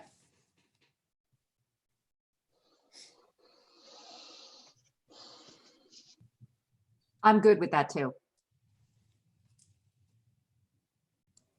So instead of going down to 2 million, we're going to do 2.25 on the other appropriations, Right. which we're offsetting with the 250 from the interest. Correct. So And the bond refund money is going to reduce the tax levy. Correct. Everybody's understanding the same thing. We talked about a lot of things. Just want to make sure everyone's clear and not confused. you would take that out of the line items from Yes. interest and principal. Okay. Yes. Yes. Right. So when you, sorry, so on page 5, you'd see the dollar increase over previous year would be 0. And then the entire tax rate increase comes from the change in fair market value for the district. The fair market value of the district dropped slightly. And that's why there's going to be a small increase, which I don't know, was that 0.28%. That Right. it's For Greenberg and 1.68 for Mount Pleasant. But that won't be coming from the levy, just for clarification, yes. for the public's clarification. It's not a variable that we control. Correct. And Charlie, it also does one other thing where if you're increasing it to 2,250, then now you have an additional 1,250 to play with for the next 5 years.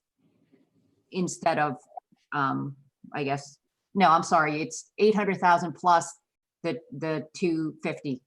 Right. So it'd be $1,050,000 as opposed to 800,000 Right, to sorry. offset the water treatment plant. Right, so that's another benefit. You have a little bit more to play with over the next couple of years, an additional 250.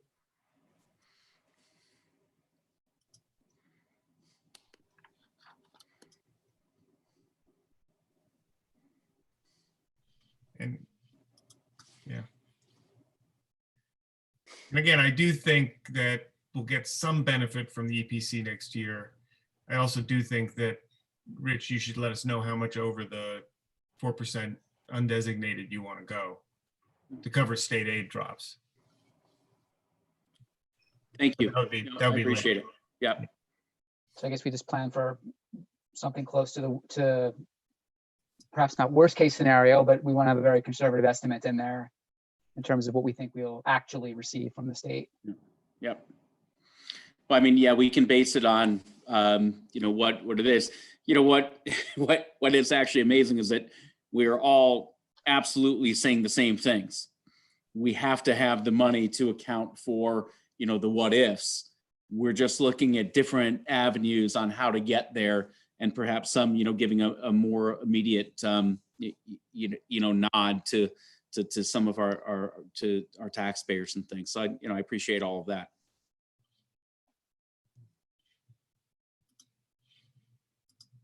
So, I mean, okay, so Lisa and I have a little bit of work to do. We'll certainly do that.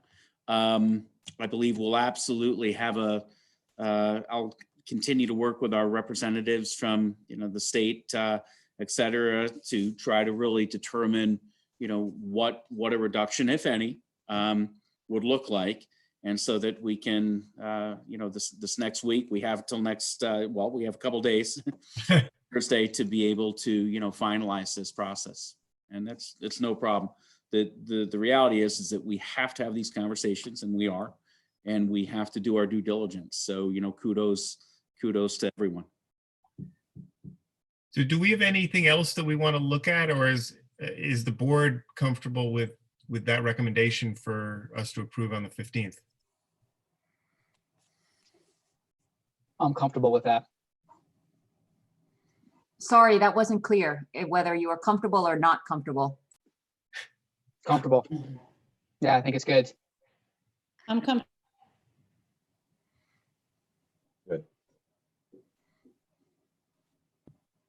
All right. Everyone's So good. you want me to make these changes, go over them with Rich, send you a new copy for the May 14th meeting for approval? Yeah, please. Yeah. Okay.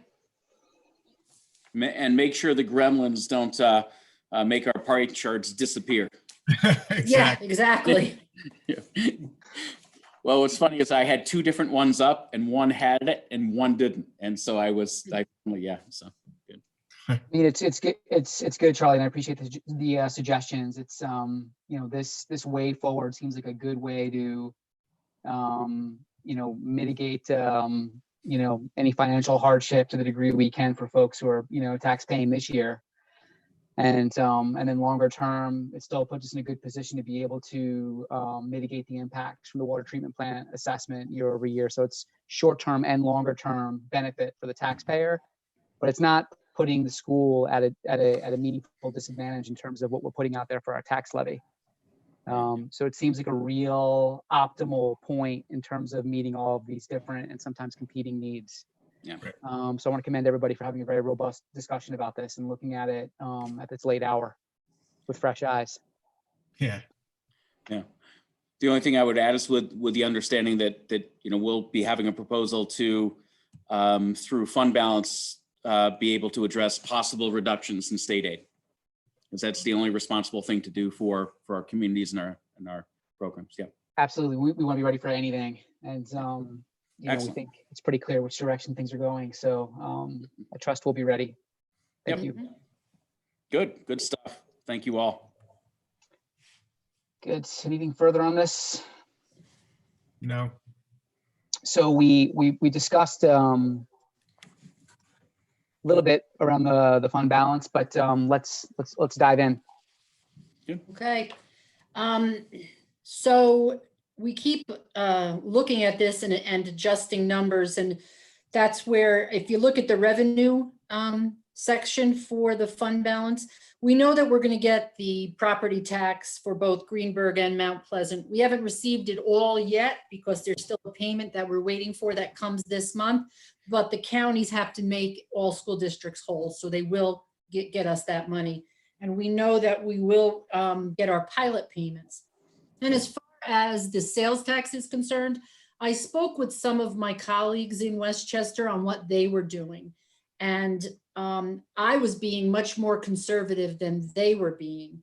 So what I did was, we are still waiting. It should come anytime this month now for our portion of sales tax for January, February, March.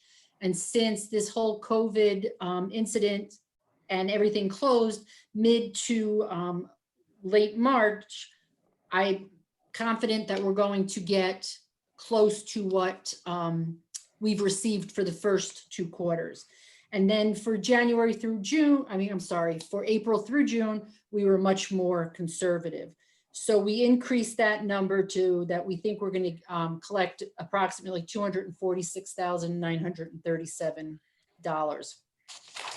And then let's see, camp tuition and fees, we already know all of that.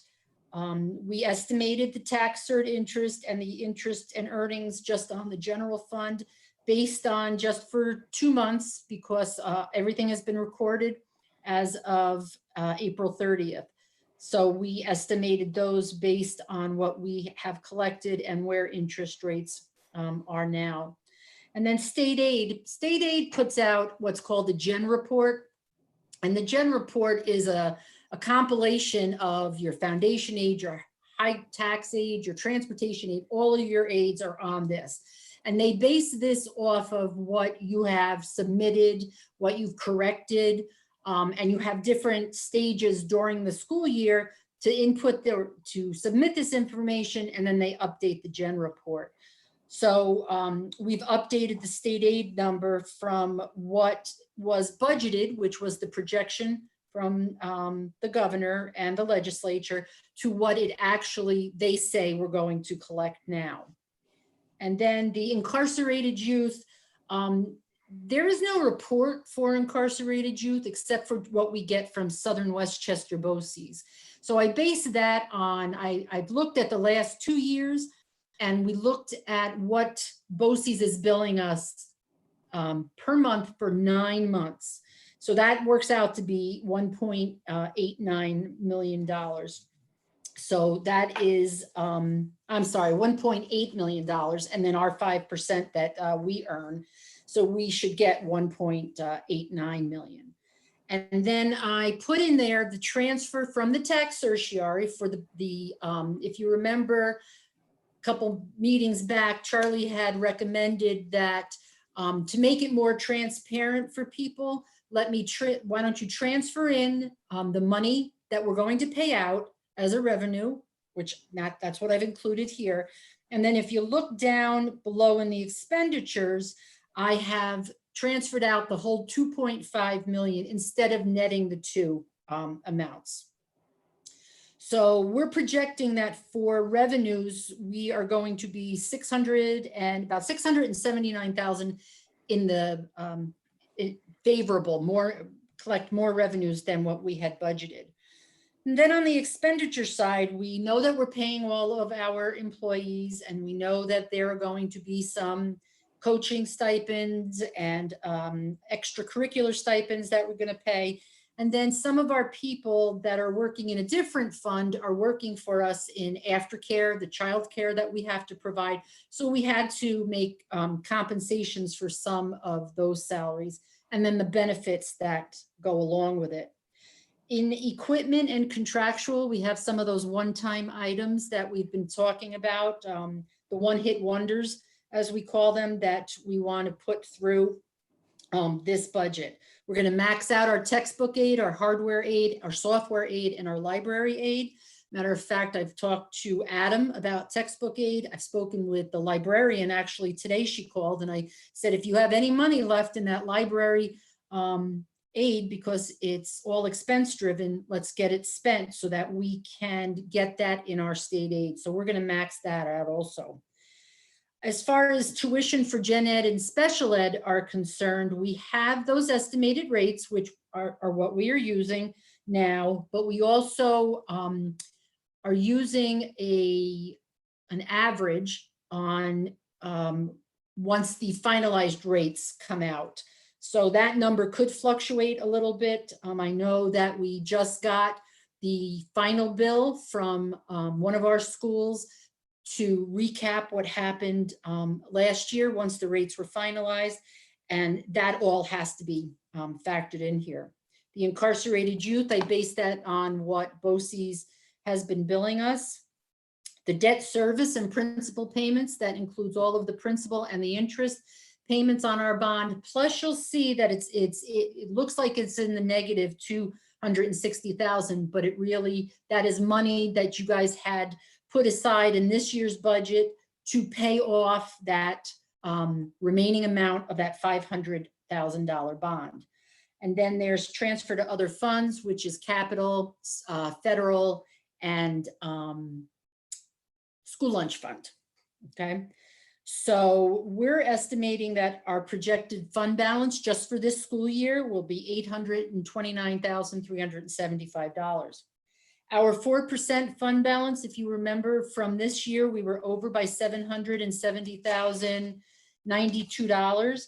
So that $2.2 million has that $770,000 in there that we were over this year. then if you had adopted the $30,987,411 budget, 4% of that would have been the 1.239 million, which would leave an excess of almost $1.6 million. We took out the tax cert interest because that can't stay in the general fund. It has to be allocated to the tax tertiary reserve. And we created an unemployment reserve, and we put money into our TRS and our ERS reserve. Now, I've asked to put more money into the ERS than TRS because ERS has no cap on that reserve, and their percentage is much higher than the TRS reserve. TRS reserve, you can only put 2% of the previous year's salaries into the reserve and a cap of 10% over time. So that's where we came up with the 120,000. So when all is said and done, we would be over the 4% by $922,289 or 2.98%. Now, some of these numbers will obviously change. The 4% for 2021 would change. I don't think it will change that much, but this gives you an idea. And of that 922,000, you have to remember 770 of it is from this school year. So on the list of revenues and expenditures, are those all the items with a variance? Or just the material ones with a variance? No, it should be all of them, Because if you look at the bottom, you see that what was budgeted, see the 30,813,330, that's what the budget was. So this is the whole entire. So my question is that under revenues, the transfer from the tax cert reserve of the 463,000, that was to pay tax certs, right? Correct, yeah. Right, so then the tax cert line item in the budget, I think is normally set at 0. Right. It's So set it, when and you've then we had to, have the other appropriations. right, but then wouldn't you have had to have increased that budget line by 463 to pay out the tax cert? No, because the 463 will bring that back in from the tax cert reserve, right? To Got pay it. those claims. Because remember, Charlie, that at that one point I had netted the two together and you had. No, I'm making a different point, Lisa. I completely get Oh. the netting issue. Yeah, so the 463 came out of the reserve, so it's not, Correct, right. correct. all right.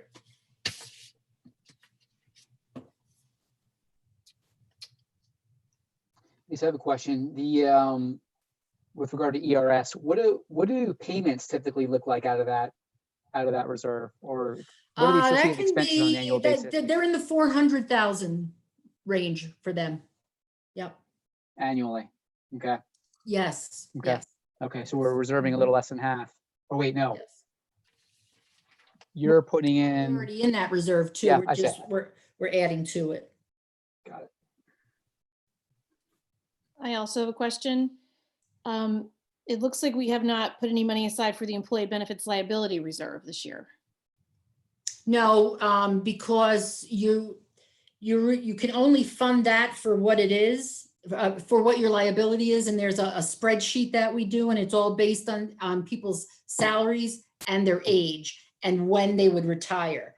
And so what the auditors do is, let's take a brand new teacher that has come in. I can calculate what her on her, say, 14 sick days is, but that's going to go into the 20+ year column because she's not going to retire for 30 years.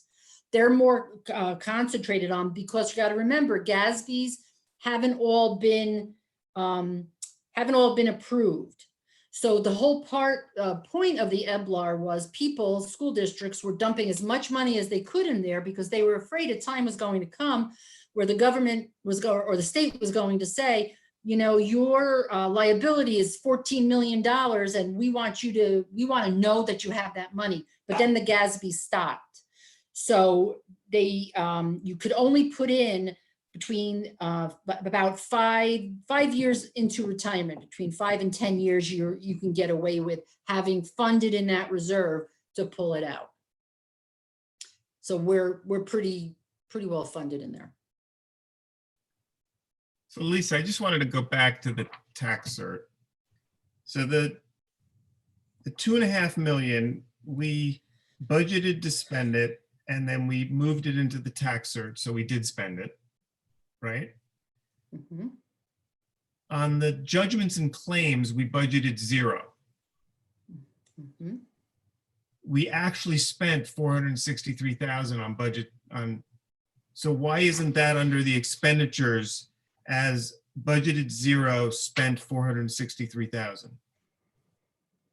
Because you've got it as an excess, a surplus, because in revenue, we brought in 363 from the reserve. But Right. then on the expense side, it needs to go back out. So we take in the 363 from the reserve. It's an extra revenue, but then we. Oh, so budgeted you're 0. saying that you want a judgment and claims line that says that? Well, it should say budgeted 0, spent 463,363. You know, Charlie, I have to look. I'm not sure if I have my paperwork here for that, but that might be under the contractual line item. See the contractual that says 2,132,000? It might Okay. be included in that number and not a separate line. All And right, I have to check that. all right. Because if you look at the expense side, it's not by, it doesn't say Board of Education, District Clerk, it's by object code. Which, so like all, salaries are the 100 codes. So it goes by the object code, but What's the object code for contractual? 400, the 4,000s actually. Oh, the 4,000s. Yeah. Mhm. Okay. So if this is right, this is saying that we'll have roughly 900,000 of a surplus. And some of that could go into the undesignated fund balance if we chose. Correct. Lisa, what page is the 4,000s? I don't think I see it. 4,000s are in every code.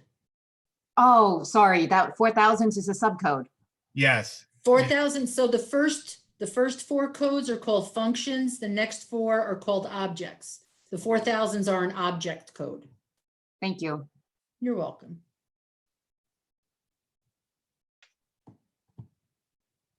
So Charlie, I'm probably on mute. I'm not. So back to your point about the, about how some of the 922, 281 could go into designated fund balance.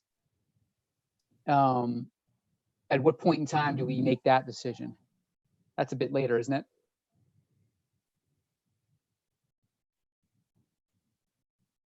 Be before year end, right? Yep.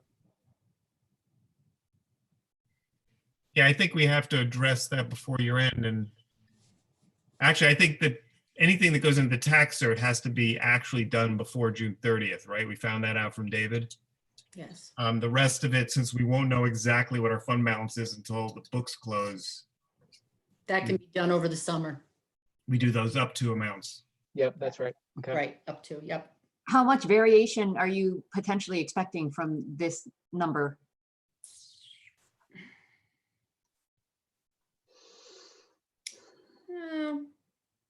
Maybe it could go, I don't know, maybe $200,000 difference.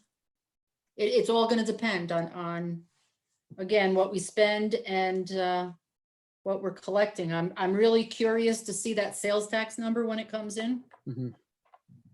When do you close? We close June 30th. No, but when will we know, I guess?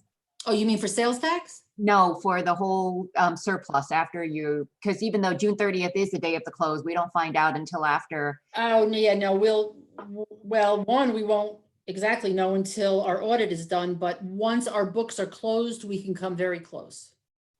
When is that? Our books close June 30th.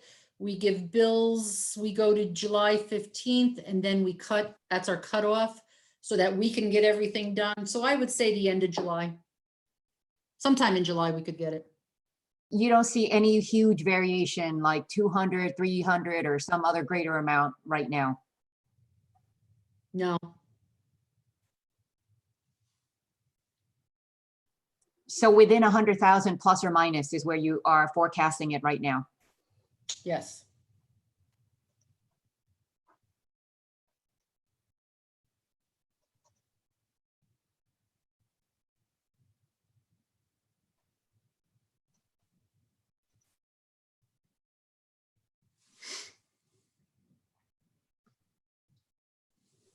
It's actually pretty good. It is. I mean, when you think Um, about a $30 million budget, it's not a lot of surplus. I mean, even after allocating to the reserves, it's still a pretty good projection. It's the best one I've seen in 3 years. Yeah, Yes, you're it's a tight number. yeah. And the, in terms of managing the risk around the aid, Rich, you thought the risk could be as high as 30% of the value? I apologize, 20%. 20%. So very roughly about $250,000. $250,000. Okay, so we should, to the point that we raised earlier, be able to plug that hole with the surplus. Yep. Yes. Okay. Great.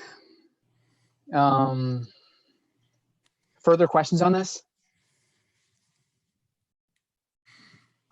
Lisa, thank you for putting this together in this format. Having it in Excel actually was really quite helpful, and it was great to see the numbers side by side year over year. Yep, you're welcome. Yeah, thank you, Lisa. Thanks for You're doing that. welcome. Thank Yes, you. thank you. Great. So moving on to the bond. No, so I mean, we've had discussion about refinancing the bond, all year long. We've gone back and forth and really, I feel, done our due diligence in working with bond counsel and our financial advisors. I think after the last meeting that the finance committee had with our financial advisors and with our bond counsel, I think that we all felt, pretty good in terms of understanding the process, as well as our understanding of where the rates were and our ability to leverage them. We had some good follow-up questions today, such as on the pricing date. What is our ability, if anything, to think about it? And I will say this, is that in essence, this is the process. If the Board of Education has already provided the president with the ability to go forward in this process. So if and when we leave this meeting and we say, okay, we like where the rates currently are and their future projections, and to be clear, those are projections. Al, you would work with our financial advisors and our bond counsel to say, okay, let's go forward and start this process. In an approximately 2 to 4 week period, then, what would occur is that our representatives would be working with the respective entities to correlate everything involved in this process, and then would come basically a pricing day. And on that pricing day, you as the board president would look at the rate and you would say, yes, we go forward, and lock the rate in on that day, or no, we feel that we can do better, and we'd kind of go back to the proverbial drawing board in that regard. And so really, I think it's one where we have seen the rates, we know where they are, we know absolutely the steps that we have to take and their results. So it's really a question of whether the board at this time feels it appropriate to have our president begin this process. Charlie Kasam, I'm sure I've left several points out. You're on mute. Charlie, you're on mute. Yeah, sorry. Rich, I think you've done a great job of explaining it. I think we did authorize Al to go forward.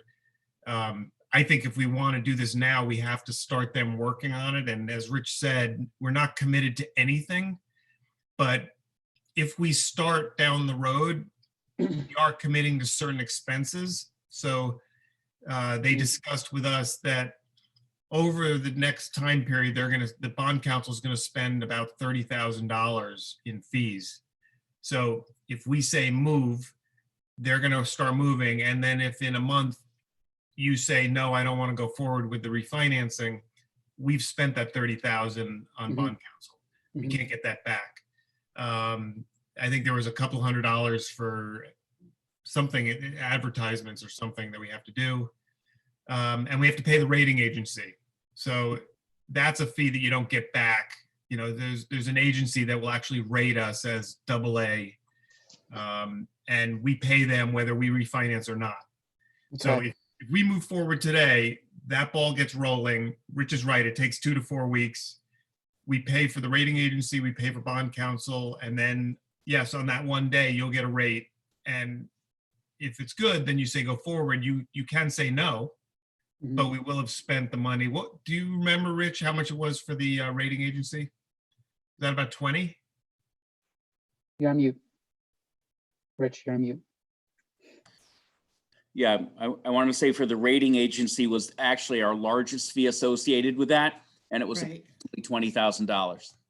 Okay, I have a question about how this works. So, it's clear that we've got some expenses that no matter what, if we refund the bond, refinance the bond, we're gonna have to incur those fees at some point in time, whether it's now or later. It's not like that's a variable. So we get that no matter what. We think the timing is good now. They've modeled it at 1.85%. We think we can do better than that. At 1.85%, we're saving $120,000 ballpark per year between now and 2030. That's really, really good. So if we get the ball rolling over the course of the next 4 weeks, these processes set in motion, at what point is there a single point in time when they come to us with a rate, and if we say yay or nay, we don't have we can't wait any longer? Or is it, in other words, let me phrase it differently. Are they going to come to us on a given day with a rate, and if we say no, we have to start the whole process over again? Or can we leave the window open for a while and see what happens with rates if we're not happy with where we are on that particular day? It's a good question. So I'll just quickly answer. Sorry, Rich, that the rating agency is the key thing there. I think they said to us that rating is good for about 3 months, unless there's some material change in the financial stability of the district. So if you said, you know, we don't like this rate, we're going to wait a little longer. If you waited more than 3 months, we might have to get rated again. And that would be another $20,000. And that 3 months, the clock on that starts ticking at the end of the 4 weeks, presuming this process takes 4 weeks? Yeah, actually, just to clarify, so we start the clock. In 4 weeks, they're going to come and say, you know what, Rich, today's the day. Do you want to go forward? If we want to go forward, then we go to the rating agency and take their rating. If at that point, for some reason, we know that rates are much higher, we could say no, and we don't pay the rating agency, because we pay them for the rating. We don't pay them to do the work. We pay them to put their stamp of approval and say, you're AA. So at that point, we could say, no, we don't want to go forward. But if you say you do, then the rating agency says, okay, here's the piece of paper. You're rated AA, pay me $20,000. That rating's good for about 3 months. And then you get a number, then you get a rate. Okay. And how long does that take between, so if it takes 4 weeks to get to that point when they say, okay, today's your day, then we go to the rating agency, how long does that process take for the rating agency to turn around the, the result? Ballpark. I got the impression it was days. Okay. Like a day, right, Rich? I mean, they're ready Yes. to go. It's just us paying for them to sign the piece of paper. Yes, the pricing date is the key. So on that pricing date, when all these, the myriad of forms and everything are filed, and they come and say, okay, here's the rate we can get you. Okay. If we say yay, we go forward, Then, as Charlie said, we have the rating agencies and they are basically guaranteeing that rate with who we are at that point. But if we say yes at that point, we go forward. And if we say no, okay, no problem. We go back and we start the process again. Okay. Okay. Al, after we say yes, it wraps up in about 2 to 3 weeks from there. Okay. Perfect. There's a bit of a timeline here. And, to reference the earlier discussion, we're hoping to have these funds available for the budget. Yep. So, given the great work that you, Kasama, Charlie, Rich, Lisa, and team, bond council have done on this, it sounds like we're in a really good spot. Is there any reservation against moving forward now and getting the ball rolling now? Not for me. Kasama, you're feeling good? Yeah, we should go forward. It'd be good if we could do it before, I'm looking at June 30th, so we could budget it in for next year. Yeah. So let's do it. Well, If there's no wait, further reservations. hold on. Isn't it only callable on June 30th? So we can't close, right? Before we can lock our rate, but we can't actually close it until June 30th. So it's called, the annual date is, just to be technical, is June 15th. Okay. And actually, we could have set this in motion up to 3 months prior to June 15th. So when we had earlier discussions, they said we could have, it's technical, but we could have called it early. And then we asked the question on the call, can we call at any point after June 15th? And they said yes. Yeah. So, but all right. So we'll be able to close it, or do the actual refinance prior Yeah. to the end of our year if we get the paperwork done beforehand. Yeah. Okay. As soon as we give them the green light, it takes them around 2 to 3 weeks to get back to us. And then if we say yes on that day, then it takes 2 to 3 more weeks. Okay. Yeah, I think it's important we get it rolling since we've just taken some money out of our budget to account for that. Yeah. I agree. Joe, you're feeling good? Let's do it. All right. Let them know tonight. Thank you, guys. Guys, thank you. And we're moving on here quickly, but thank you. I know there's a lot of work that went into this. It's a big dollar figure. It's going to have a beneficial impact to the district for the next 10 years. And so thank you for all the work that you put in to get us to this point to be able to get the ball rolling on this. And we're looking forward to finalizing. So Rich, thank you so much for taking this forward for us. Yeah, Yeah, thanks. nope. Good team, good efforts. Can I ask a quick question on the consent agenda? Yes. Do we need to delay the property card voting on that since we had some discussions today about changing it? Yeah, that'll have to be changed again. So we'll do that on Thursday. Okay. So just to formalize this, I guess we're moving on to consent. It's actually, that's my mistake. It's not consent. It's just, it was going to be voting on A and B individually. Gotcha. Okay. Take the word out. Okay. So so we'll table 5B then. Gina. Okay. Okay. And then on to 5A, which is setting the date for June 9th for board elections and for the budget vote. And this is a procedural point, right? We don't need to discuss anything here. Correct. Yep, state law. Okay, yeah, just a little law. Little things. And since it's not in consent, we'll have to vote on it separately, if I understood correctly. Yes. And since that's the case, I'll make a motion to approve 5A. I'll Second. second. All in favor? Yes. Yeah. Thanks. I I think it was Al, tabled. Yep. sorry, I have a quick question, which may be a question for Gina, but we're going to be, the school district is going to mail out absentee ballots to every single registered voter? Yes. So absentee ballots will be mailed to every single registered voter. They're going to receive within the packet a self-addressed, well, an envelope that will be stamped to come back to us. Postage prepaid. Yes, postage prepaid. And they're not allowed to drop them at the district. It has to be mailed because the district is closed. So nobody can drop them in our mail slot. So since people have to mail them, I guess a question for Rich. I mean, we want to very clearly communicate to people that if they have not received this, I don't know when you're sending them out, but they need to get them back by June 9th. So people are going to want to mail them well in advance of June 9th. So we want to make sure people know that they should be looking for them.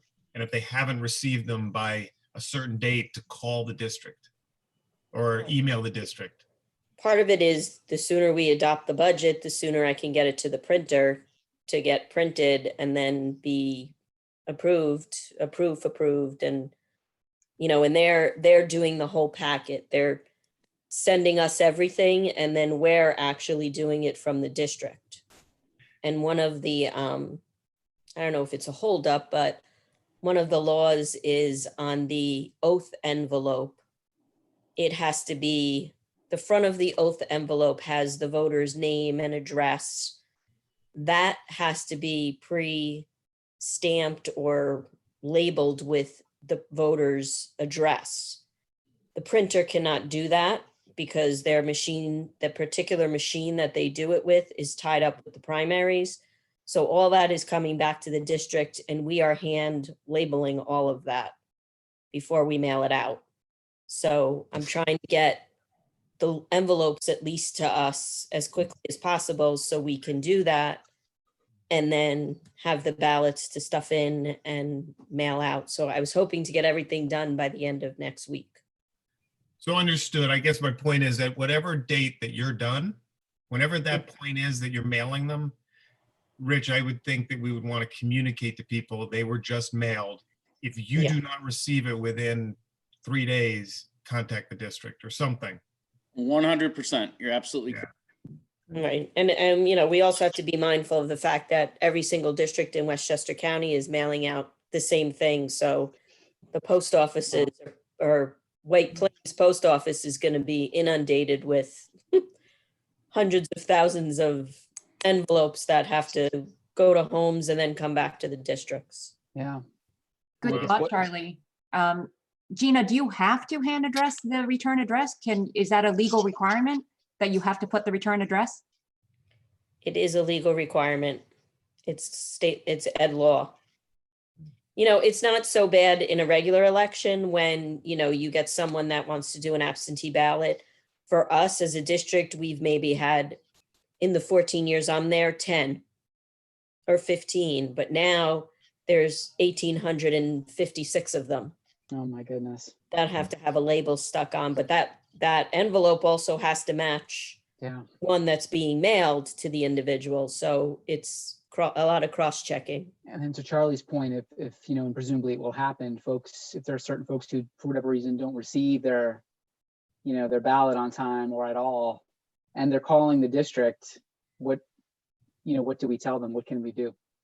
Well, I think they need to email me. And if they don't have email, then they can call and leave a message on my voicemail. I will listen to my voicemail every day. Right, but is there anything you can do, I guess, is my question, you know, like in the event, if somebody doesn't receive a ballot, what can you do? Would you just send them another one or, you know? Yeah, I mean, if someone can be says done? they haven't received it, I can. However, you know, if it's the day before the vote, it's not going to get back to me in time by 5 o'clock on June 9th because we're not allowed to accept any of them dropped off. Yeah. Yeah. People I have, think- people have to take into account that the post office is slower than normal, Yes. but great points. Yeah. Besides to the community. Gina, I just want to mention that you might want to look into a business stamp because while we have to provide postage for all these returns, there's going to be a certain percent of the population that just doesn't vote, doesn't return their envelopes. So instead of buying a stamp and that going to waste with a business stamp, the district only gets charged if that stamp gets used. We looked into it and where at the moment, I spoke with Olive, you know, she's done all of this before and we're pretty much running it through our postage machine for that return envelope because the process of trying to get that business reply stamp and the artwork and it's taking too much time. So. Gotcha. Also, you mentioned White Plains. how are the envelopes getting to White Plains? Are we dropping them off? And I'm saying this because why wouldn't we just drop them off at, Pleasantville, Sleepy Hollow, Elmsford? Because that's who has our, that's who we use. We have our permit through the White Plains distribution. So that's the postage that's on the envelope is that permit. And there, Olive is dropping it off. She actually lives right around the corner from the distribution center. So, and they know that it's coming. She's already spoken to all of them there and she knows them very well. So she's bringing them there once we're done. All right, I just didn't know if that ends up costing a day or something. I don't know. And then you're Well, saying on the way back, when it gets mailed, it goes back through there or no? So whenever we send out a mailing, like if we do the newsletter, Ross Mailing, who's in Elmsford, it goes to the White Plains Distribution Center. So it's not going through the Elmsford Post Office, it's being sent to the White Plains Distribution Center. I'm just asking, but what is the cost of a stamp since you mentioned it, Joe? What do we pay postage on these envelopes? Do you know? Is it 20 cents? 30 cents? 40? I think it's either 55 cents or 50, because it's a I believe bulk. it's 50 cents for bulk mailing a person. So 50 cents there, 50 cents back. So the only reason I ask that is we all would like to get the best representation from our voters. And it's not our fault that things are running very late. It's not our fault that coronavirus is going on. But if there was a way to get it to people faster and to come back to us faster, we might want to explore it. And I'm just brainstorming, but if we did hand stamp them, then we can mail them anywhere, right? We don't have to go through White Plains. And I'm just wondering if we, like, for example, pre-sorted and then we took them to Briarcliff, Sleepy Hollow, Pleasantville, Elmsford, and we mailed them there. And then when people mailed them back, it would just come straight to us. Would that cut some of the lag off? I would hate for a whole bunch of people, to have a couple hundred people who vote and their envelopes arrive a day late or too late, So I'm just brainstorming. My understanding is that the outer envelope that has the two other envelopes in it has to have a permit on it. And that's the permit stamp we have. We have a postage permit. So that outer envelope has to have that permit on it. All right, because I was just thinking if it's 50 cents each way, that's $1,800. It's not a lot to ensure that everybody gets their vote counted. But if it has to have a permit, then I don't know what. The outer envelope, it's going to be heavier because it's going to have two other envelopes inside along with the ballot and instructions. So that's why we're using the permit, because it's a bulk mail. So what we will do is have that discussion tomorrow in the business office.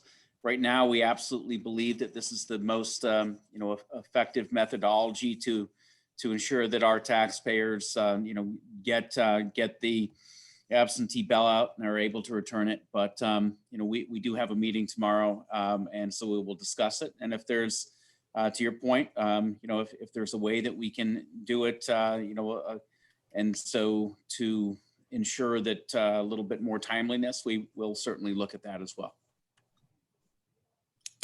Rich, what's the timing of the newsletter for the budget as well as about the propositions around the time they get the ballot? I really want to minimize the time in between so that people, once they have the ballot, they can understand the propositions and the things that we did with the budget. I believe the only thing we're waiting on is a finalized, what we have to do here. We have our associated letters. We have the draft of everything ready. So we just have to plug it in, do a final proofread, and then get it out. So with the finalization on Thursday, that would immediately go to Kara, and you know how amazing and wonderful she is. So we'd be able to turn it out, very, very quickly that next week.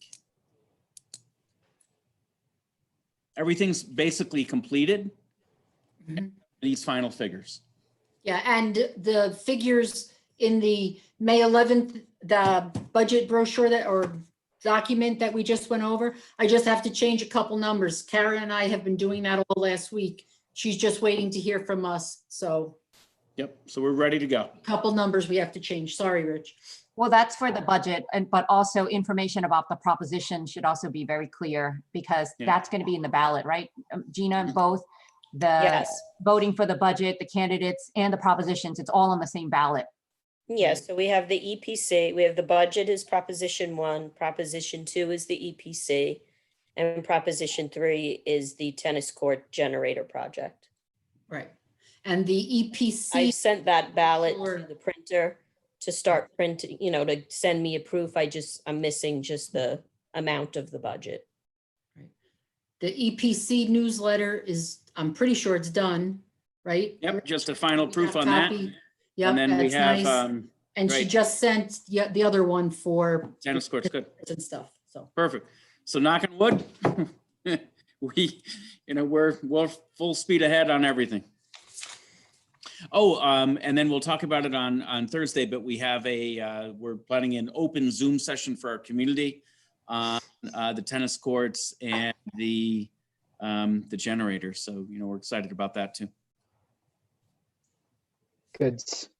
I think we have to make sure Gina and her team are properly caffeinated and sugared. Yeah. M&Ms work really well. Peanut or plain? Both. And, Peanut butter, yeah. I'm eating them now. anything further? No, not for me.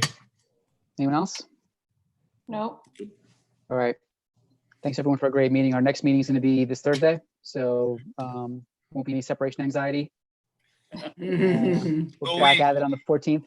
Okay, I just want to clarify one point. So Al, you already have permission to do so. You're directing me to call our bond counsel and our financial advisors and say, go forth for the refinancing. Yes, sir. Okay. We're adopting the budget this Thursday? Rich, That's the goal. your forum on the propositions, is that this Thursday or the following Thursday? That's the following week. I'll have the finalized date tomorrow. Okay, good. So that will be the 21st. Yeah, I didn't want to muddle both. No, that makes sense. You can't be in two places at the same time unless you, Oh, with That's technology, two we probably. computers. yeah, I'm sure Rich. Joe can help you figure something out with Okay. backgrounds too. Rich, you want to contact both Chuck and Bill, or you want me to do one? I promised both of them I'd give them a call tonight. Okay, good. Anything further? Thanks everyone for a great meeting. Thank you. Thank Thank you all. so Okay. much. Do a motion stuff. to adjourn the public session. Second, All in favor? Yes. Thanks, everybody. Have a great night. you too. Soon. Thank- Yep. Thank Bye. you all. Appreciate it. Thank you, everybody. Good night. Good night.